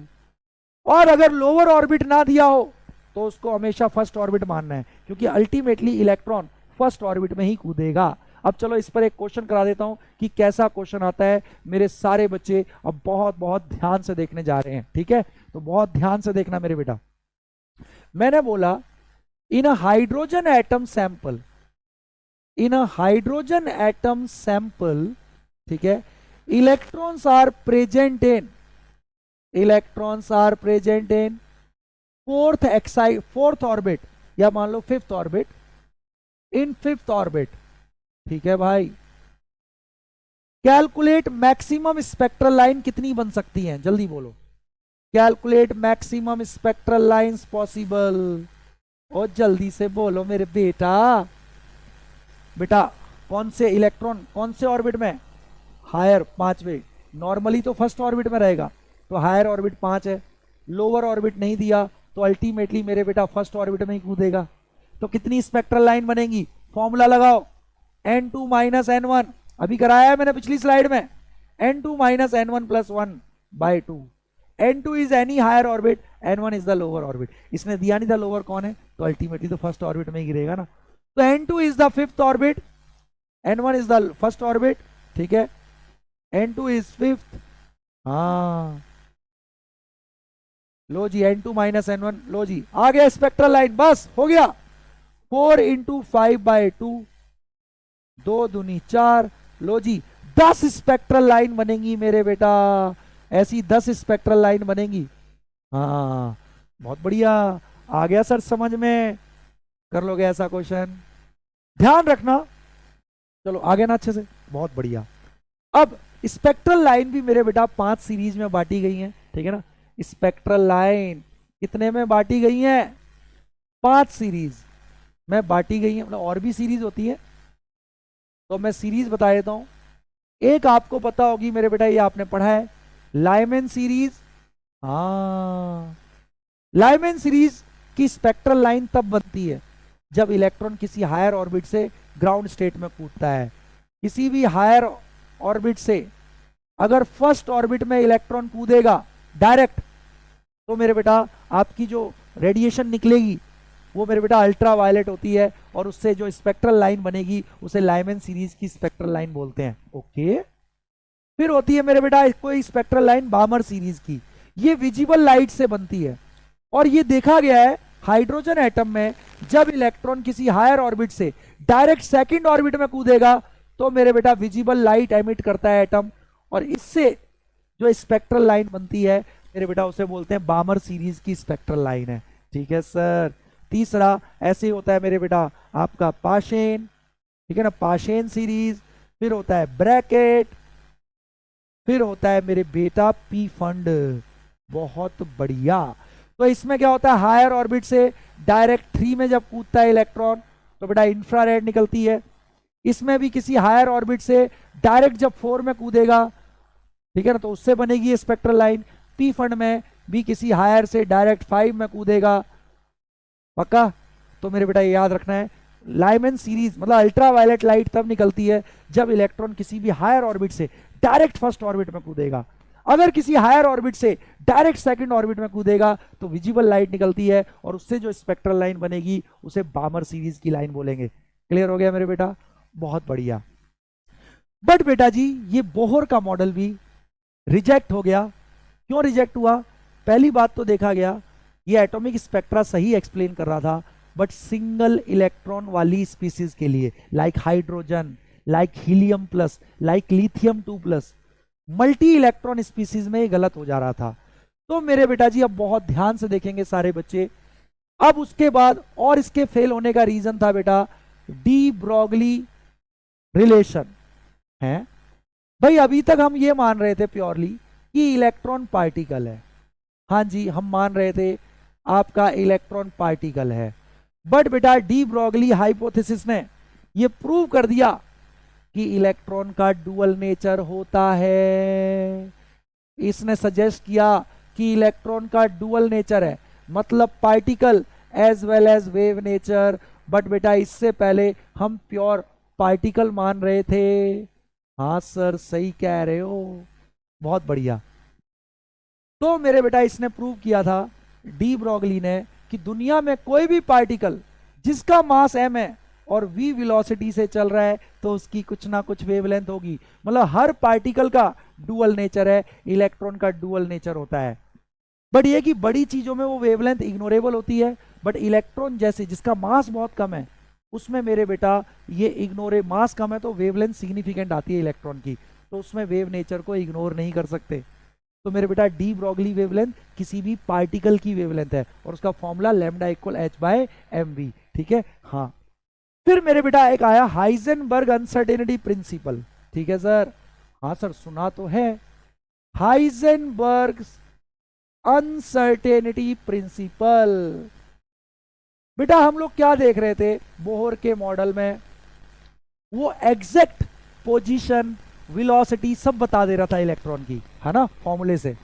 Heisenberg ने बोला कि जो सब एटॉमिक पार्टिकल हैं, जो मतलब एटम के अंदर होते हैं लाइक इलेक्ट्रॉन्स, उन सब एटॉमिक पार्टिकल की एग्जैक्ट एक साथ पोजीशन और वेलोसिटी हम निकाल ही नहीं सकते मेरे बेटा। जबकि बोहर तो उल्टा कर रहा था, वो तो एग्जैक्ट पोजीशन भी बता रहा था रेडियस निकाल के, एग्जैक्ट वेलोसिटी भी निकाल दे रहा था। इसने बोला ये असंभव है, तो इसको भी वो बेटा नहीं कर पाया।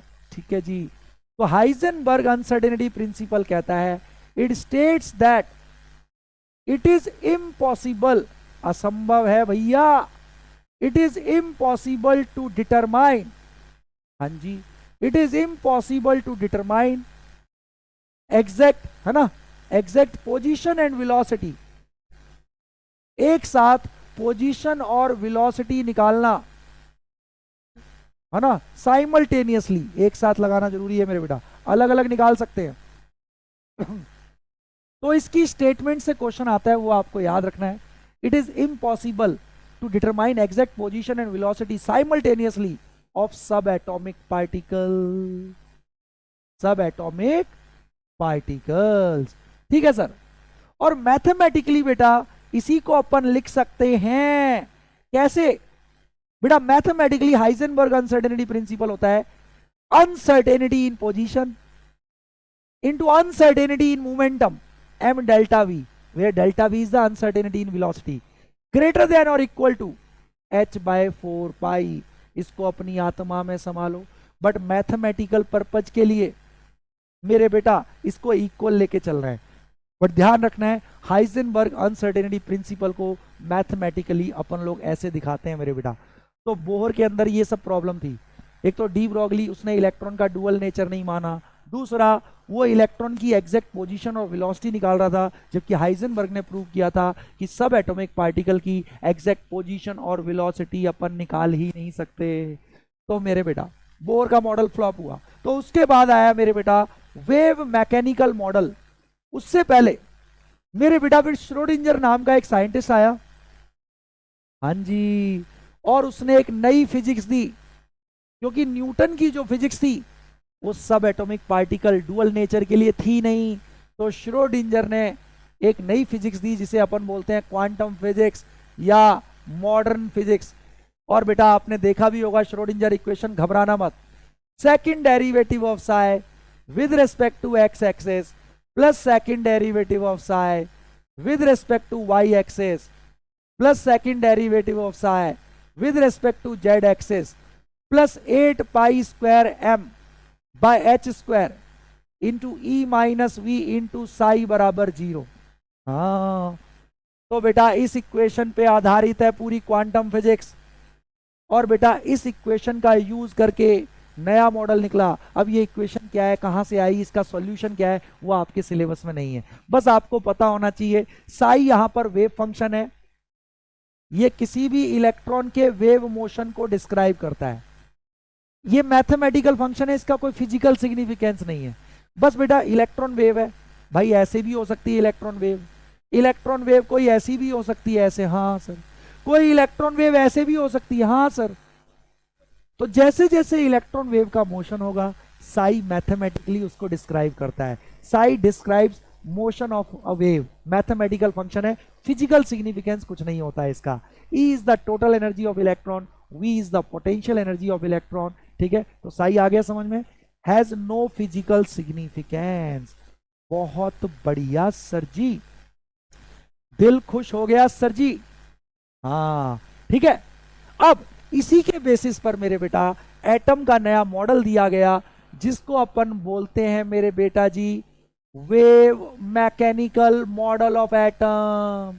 ये लेटेस्ट मॉडल है जो बेटा पूरी दुनिया में आपका मान्य है, ठीक है ना। हाँ, और वेव मैकेनिकल मॉडल कुछ किस प्रकार का है मैं थोड़ा सा फील दिला देता हूं आपको। प्योरली मैथमेटिकल निकाला गया है ये, श्रोडिंजर इक्वेशन को सॉल्व करके आता है मेरे बेटा। ये मान लो ये एक्स एक्सिस, ये एक्स एक्सिस, ये वाई एक्सिस ले लिया स्पेस में, और ये जेड एक्सिस। ओरिजिन पे माना मेरे बेटा, मान लो मैंने न्यूक्लियस। तो हम क्या करते हैं बेटा, स्पेस में किसी पॉइंट पर, स्पेस में कोई पॉइंट है, उसके कुछ स्पेस कोऑर्डिनेट होंगे एक्स वाई जेड। इस पॉइंट के लिए हम इस इक्वेशन को सॉल्व करते हैं, श्रोडिंजर इक्वेशन को। तो मेरे बेटा इस पॉइंट पर साई की कुछ वैल्यू आती है, ठीक है। हाँ, साई का कोई मतलब नहीं है मेरे बेटा, बट साई स्क्वायर का फिजिकल मतलब होता है, इसको अपन बोलते हैं प्रोबेबिलिटी डेंसिटी। ओके, तो साई स्क्वायर किसी भी पॉइंट पर इलेक्ट्रॉन के पाए जाने की संभावना दिखाता है। ध्यान रखना, साई का कोई मतलब नहीं है, साई स्क्वायर का मतलब है किसी पॉइंट पर अगर साई स्क्वायर पता है तो उस पॉइंट पर इलेक्ट्रॉन के पाए जाने की संभावना पता है, ठीक है सर। तो यहां पे साई कुछ आ गया श्रोडिंजर इक्वेशन को सॉल्व करके, तो साई स्क्वायर कुछ होगा, तो इलेक्ट्रॉन की कुछ ना कुछ संभावना, अगर कुछ संभावना है तो यहां डॉट ड्रॉ कर दिया। ऐसे ही मेरे बेटा स्पेस में अलग अलग पॉइंट के लिए अपन श्रोडिंजर इक्वेशन को सॉल्व करते हैं, और जहां जहां साई स्क्वायर की कुछ वैल्यू आती है वहां हम डॉट ड्रॉ कर देते हैं। तो जहां पे मेरे बेटा मैक्सिमम डॉट्स आ गई, फिर उसके अराउंड हम एक इमेजिनरी बाउंड्री ड्रॉ कर देते हैं मेरे बेटा, ठीक है। तो बेटा ये हर एक डॉट, ये अलग अलग इलेक्ट्रॉन नहीं है, ये एक ही इलेक्ट्रॉन के अलग अलग पॉइंट पे पाए जाने की संभावनाएं हैं। ये इलेक्ट्रॉन क्लाउड सा बन गया, ये अलग अलग इलेक्ट्रॉन नहीं है, ये एक ही इलेक्ट्रॉन के अलग अलग पॉइंट पे पाए जाने की संभावनाएं हैं। तो ये इलेक्ट्रॉन क्लाउड सा बन गया, इलेक्ट्रॉन डिस्पर्स्ड होता है मेरे बेटा क्लाउड की तरह, है ना। तो इसी रीजन में इलेक्ट्रॉन के पाए जाने की संभावना ज्यादा है। तो इसी 3 डायमेंशनल रीजन को अपन बोलते हैं ऑर्बिटल। ओके सर, समझ में आ गया ऑर्बिटल क्या होता है। प्योर मैथमेटिकल मॉडल है, ये अलग अलग नहीं, एक ही इलेक्ट्रॉन के न्यूक्लियस के अराउंड 3 डायमेंशनल स्पेस में पाए जाने की संभावना है अलग अलग पॉइंट पर। हाँ ठीक है सर। अब मेरे बेटा ऑर्बिटल के बाद हमने देखा है ऐसा भी रीजन आता है जिस रीजन में बेटा हर जगह साई जीरो आ रहा है, तो साई जीरो तो साई स्क्वायर जीरो, मतलब इस रीजन में इलेक्ट्रॉन के पाए जाने की संभावना बेटा जीरो होती है, तो ऐसे रीजन को अपन बोलते हैं नोड। क्या बोलते हैं मेरे बेटा जी? नोड बोलते हैं। तो ऐसे ही मेरे बेटा ऑर्बिटल नोड ऐसा मेरे बेटा एटम का स्ट्रक्चर होता है, और ये प्योरली मैथमेटिकली सॉल्व करके बेटा ये स्ट्रक्चर आया है वेव मैकेनिकल मॉडल। आगे समझ में अच्छे से? बहुत बढ़िया। तो एटम के अंदर ऑर्बिटल होते हैं, नोड भी होते हैं मेरे बेटा बीच बीच में, ठीक है ना। ऑर्बिटल वो 3 डायमेंशनल रीजन है जहां इलेक्ट्रॉन के पाए जाने की संभावना है, प्योर मैथमेटिकल मॉडल है। जहां जहां इलेक्ट्रॉन की संभावना आती है वहां साई स्क्वायर की कुछ वैल्यू होगी, तो वहां डॉट ड्रॉ कर देते हैं। तो जहां 95% तक डॉट आती है उसको हम एक बाउंड्री से कवर करते हैं, तो वहां पे इलेक्ट्रॉन के पाए जाने की संभावना ज्यादा है, तो उसको अपन ऑर्बिटल बोलते हैं। और जिस रीजन में इलेक्ट्रॉन के पाए जाने की संभावना ना के बराबर है उसे मेरे बेटा अपन बोल देते हैं नोड। क्लियर हो गया वेव मैकेनिकल मॉडल कैसे आता है? बहुत बढ़िया। अब मेरे बेटा इसके बाद मेरे बेटा अपन लोग करेंगे क्वांटम नंबर्स। अब सर ये क्या होते हैं? अब बहुत ध्यान से देखना, इससे मेरे बेटा क्वेश्चन आते हैं क्वांटम नंबर्स। अब बेटा जी क्वांटम नंबर क्या दिखाता है? बेटा किसी भी एटम में इलेक्ट्रॉन है, हाँ एग्जैक्ट तो पोजीशन नहीं बता सकते, संभावना के टर्म में ही बात करनी है, हाँ। तो किसी भी एटम में किसी इलेक्ट्रॉन की पोजीशन का आइडिया अप्रोक्सीमेट, ठीक है, उसकी एनर्जी का आइडिया, उसकी मोमेंटम का आइडिया, उसकी स्पिन का आइडिया, सारा बेटा आइडिया देते हैं ये नंबर, ठीक है। तो quantum number give us an idea about give us an idea about क्या मेरे बेटा? है ना, पोजीशन, एनर्जी, ठीक है, पोजीशन, एनर्जी, मोमेंटम, किस डायरेक्शन में ओरिएंटेड है इलेक्ट्रॉन किसी एटम में, orientation and spin off an electron in an atom.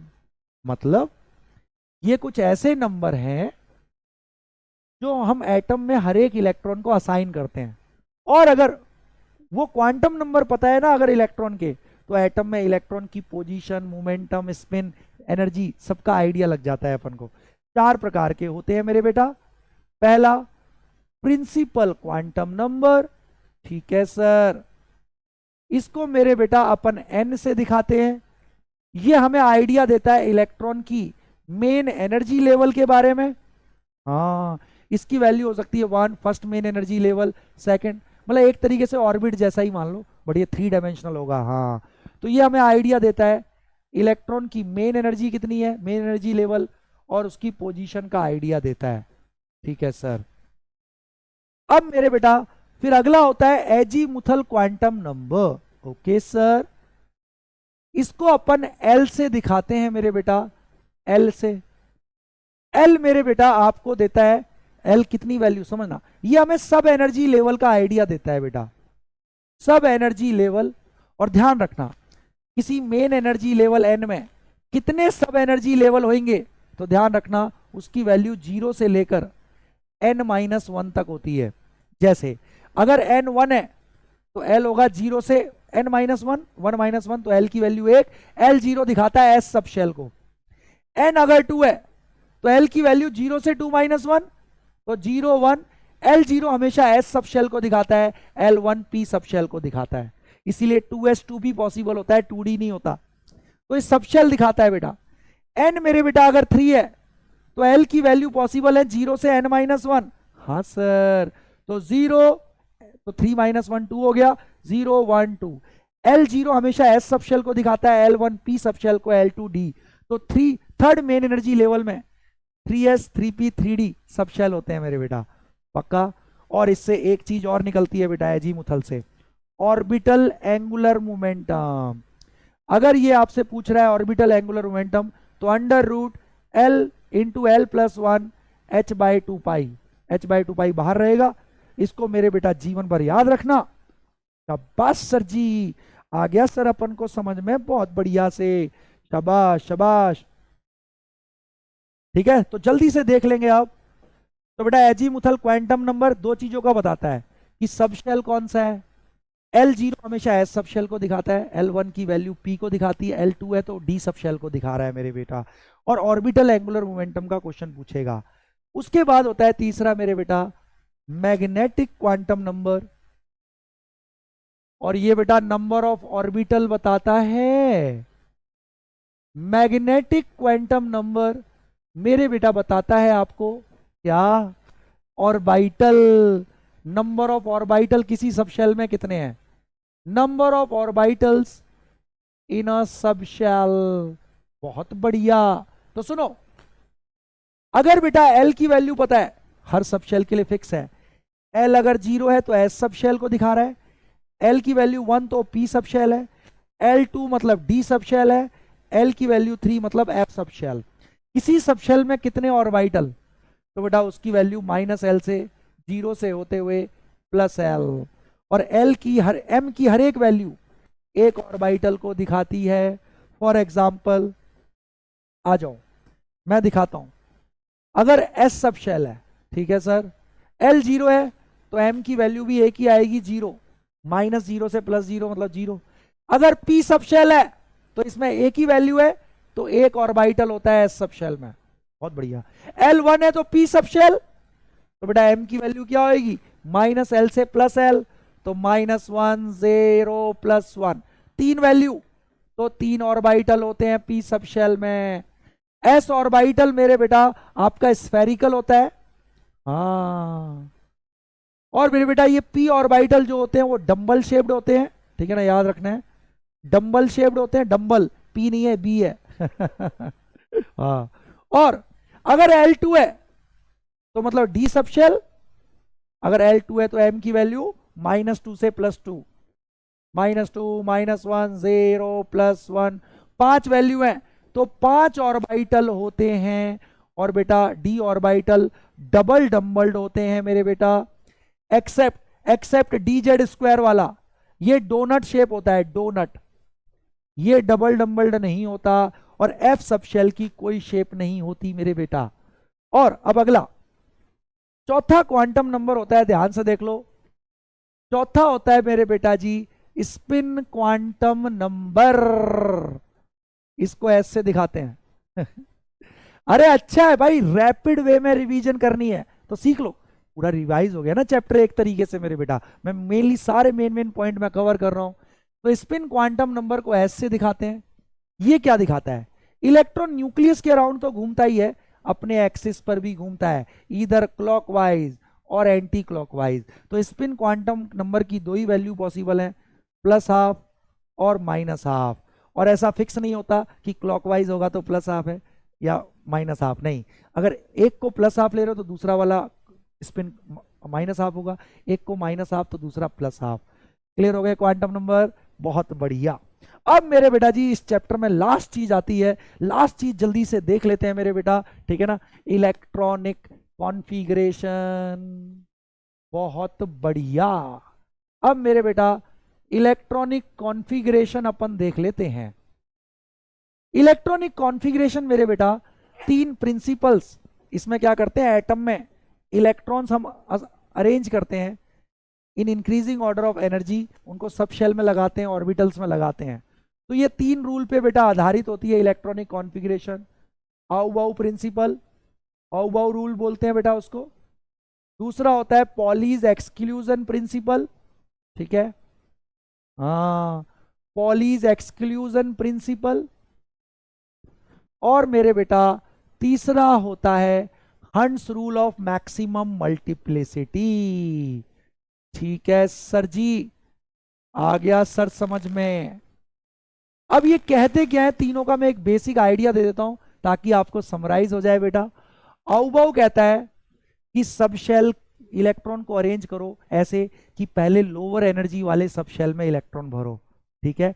अब जैसे कहता है 1s की एनर्जी सबसे कम, उससे ज्यादा 2s, उससे ज्यादा 2p, 2p के बाद है ना 3s, फिर 3p, फिर 3d नहीं 4s, ठीक है ना मेरे बेटा, और फिर 3d के बाद मेरे बेटा 4p भरना है आपको, ठीक है ना, हाँ 4p के बाद एंड सो ऑन। तो ऐसे इलेक्ट्रॉन बढ़ता हुआ एनर्जी का क्रम में आपको इलेक्ट्रॉन भरने हैं, ठीक है। पॉली कहता है पॉली कहता है, हाउ भाव समझ में आ गया। और किस सबशेल की एनर्जी ज्यादा होगी, वो n+l वैल्यू देख के आइडिया लगाते हैं। जैसे मैंने बोला 4s सर आपने 3D से पहले क्यों भरा, तो सुनो 4s का n+l निकालो, आगे वाली संख्या n है, s के लिए l 0, तो इसका n+l 4 आया। 3D में आ जाओ n+l, n 3 है, d के लिए l की वैल्यू 2 होती है, ओ इसका n+l ज्यादा, इसीलिए इसकी एनर्जी ज्यादा। जिंदगी भर याद रखना, अगर दो किसी का n+l सेम है तो जिसका n ज्यादा उसकी एनर्जी ज्यादा होती है, ठीक है। तो अब वो यही कहता है पहले लोअर एनर्जी को भरो, उसके बाद हायर एनर्जी सबशेल भरना है। पॉली कहता है, अगर आपको, पॉली ये कहता है कि एक ऑर्बिटल में मैक्सिमम 2 इलेक्ट्रॉन आ सकते हैं, and that two with opposite spin, that two with opposite spin. एक ऑर्बिटल में 2 से ज्यादा इलेक्ट्रॉन नहीं आ सकते। तो बेटा एस सबशेल में तो एक ही ऑर्बिटल होता है, तो एस सबशेल में 2 ही इलेक्ट्रॉन आ सकते हैं। पी सबशेल में मैंने बताया 3 ऑर्बिटल, तो मैक्सिमम 6 इलेक्ट्रॉन आ सकते हैं। डी सबशेल में 5 ऑर्बिटल, तो मैक्सिमम 10 इलेक्ट्रॉन आ सकते हैं। एफ में 7 ऑर्बिटल होते हैं, तो मैक्सिमम 14 इलेक्ट्रॉन आ सकते हैं मेरे बेटा। वो पॉली से पता लगता है, ठीक है ना। हंड ये कहता है कि अगर मान लो ये पी सबशेल है, इसमें 5 इलेक्ट्रॉन भरने हैं आपको, ठीक है ना, ये P5 कॉन्फ़िगरेशन है। तो हंड ये कहता है कि पहले एक सबशेल के सारे ऑर्बिटल को सिंगली भरो विद सेम स्पिन, और उसके बाद पेयरिंग करनी है। तो 5 इलेक्ट्रॉन है, पहले सिंगली भरो विद सेम स्पिन, फिर उसके बाद पेयरिंग स्टार्ट करो। तो बेटा 5 है तो लो अपोजिट स्पिन, क्योंकि एक ऑर्बिटल में 2 इलेक्ट्रॉन विद अपोजिट स्पिन होने चाहिए। हाँ जी, तो ये राइट वे है मेरे बेटा। ये कहता है आपका Hund rule of maximum multiplicity. I think मेरे बेटा जी को अच्छे से आ गया समझ में, शाबाश। तो मेरे बेटा अब इसके अलावा, तो इसी के आधार पे मेरे बेटा इलेक्ट्रॉनिक कॉन्फ़िगरेशन लिखी होती है। और आपको बेटा इलेक्ट्रॉनिक कॉन्फ़िगरेशन ऑब्वियस है आपने बहुत करी हुई है, आगे भी अपन लोग आगे वाले चैप्टर्स में खूब सारा करेंगे। अब इससे पहले जो और क्वेश्चन बेटा थोड़े से आते हैं, वो आते हैं नंबर ऑफ नोड्स पर। तो ध्यान रखना, नोड्स तो आपको पता है वो रीजन है एटम में जहां इलेक्ट्रॉन के पाए जाने की संभावना 0 होती है। हाँ, ये 2 प्रकार के होते हैं बेटा, रेडियल नोड्स, और इन्हीं को स्फेरिकल नोड भी बोलते हैं, एंड एंगुलर नोड्स। ओके, तो 2 प्रकार के नोड होते हैं बेटा, radial node and angular node. Radial node मेरे बेटा वो निकालने का फॉर्मूला है n-l-1। कोई भी सबशेल होगा उसमें हम लोग निकाल सकते हैं रेडियल नोड इतने होंगे। एंगुलर नोड मेरे बेटा l होते हैं, l के बराबर। तो मैं पूछूं 2s सबशेल में, 2s ऑर्बिटल में कितने एंगुलर नोड, 2s s है ना, s के लिए l 0 होता है, तो मेरे बेटा एंगुलर नोड s में हमेशा 0 होंगे। 2s में रेडियल नोड कितने होंगे, n2 है, s के लिए l 0, 2 - तो 1, 2s में एक रेडियल नोड होगा, पक्का। हाँ, फिर आता है नोडल प्लेन पे आता है मेरे बेटा। तो नोडल प्लेन की वैल्यू मेरे बेटा L के बराबर होती है, इसको ध्यान रखना। कभी भी पूछे, मान लो पूछ रहा है 4p में कितने नोडल प्लेन, भैया p है, p के लिए तो L1 होता है, तो यस, तो नोडल प्लेन मेरे बेटा 4p में एक होगा। रेडियल नोड भी निकाल सकते हैं 4p में, रेडियल नोड, हाँ सर रेडियल नोड कितने होंगे, n4 है, आगे वाली संख्या n होती है, p के लिए L1, हाँ -1। सर 4p में 2 रेडियल नोड होंगे, नोडल प्लेन और एंगुलर नोड 1 होगा 4p में, 4p सबशेल में, पक्का मेरे बेटा। तो सच्ची बोलो मेरे बेटा, एक हमने ब्रीफ में जितनी फास्टेस्ट मेरे बेटा हो सकती थी एक क्विक रिवीजन सारे इंपॉर्टेंट कंसेप्ट पे हमने बेटा इस चैप्टर का किया है। अगर आप इस चैप्टर को देखे होंगे तो मेरे बेटा आपको एक कॉन्फिडेंस कि भाई बहुत अच्छे से आप लोगों को बेटा सारी चीजें इसमें हमने समराइज करने की प्रयास किया है, ठीक है। अब मेरे बेटा जल्दी से जल्दी में, इससे अच्छा मुझे लगता है इतनी फास्ट वे में हम लोग क्विक से क्विक रिवीजन कर सकते थे, सारे कंसेप्ट आपके एक बार दिमाग में समराइज हो चुके हैं। तो यही हमारा प्रयास है मेरे बेटा कि आप लोग ऐसे ही सीखते रहो, ठीक है ना। दोबारा से देख लेना, अगर कोई चीज़ दोबारा से आपको करनी हो तो ऐसे ही मेरे बेटा लगातार मेहनत करते रहो।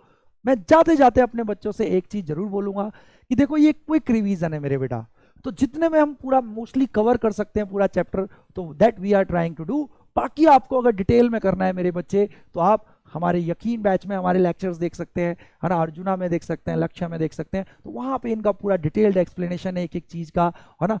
तो बस इसको देखकर भी मैं बता रहा हूं, जिन बच्चों ने थोड़ा पढ़ा हुआ है उनको काफी फायदा होने वाला है। पूरा चैप्टर बेटा एक तरीके से समराइज हो जाते हैं, मेन मेन कंसेप्ट।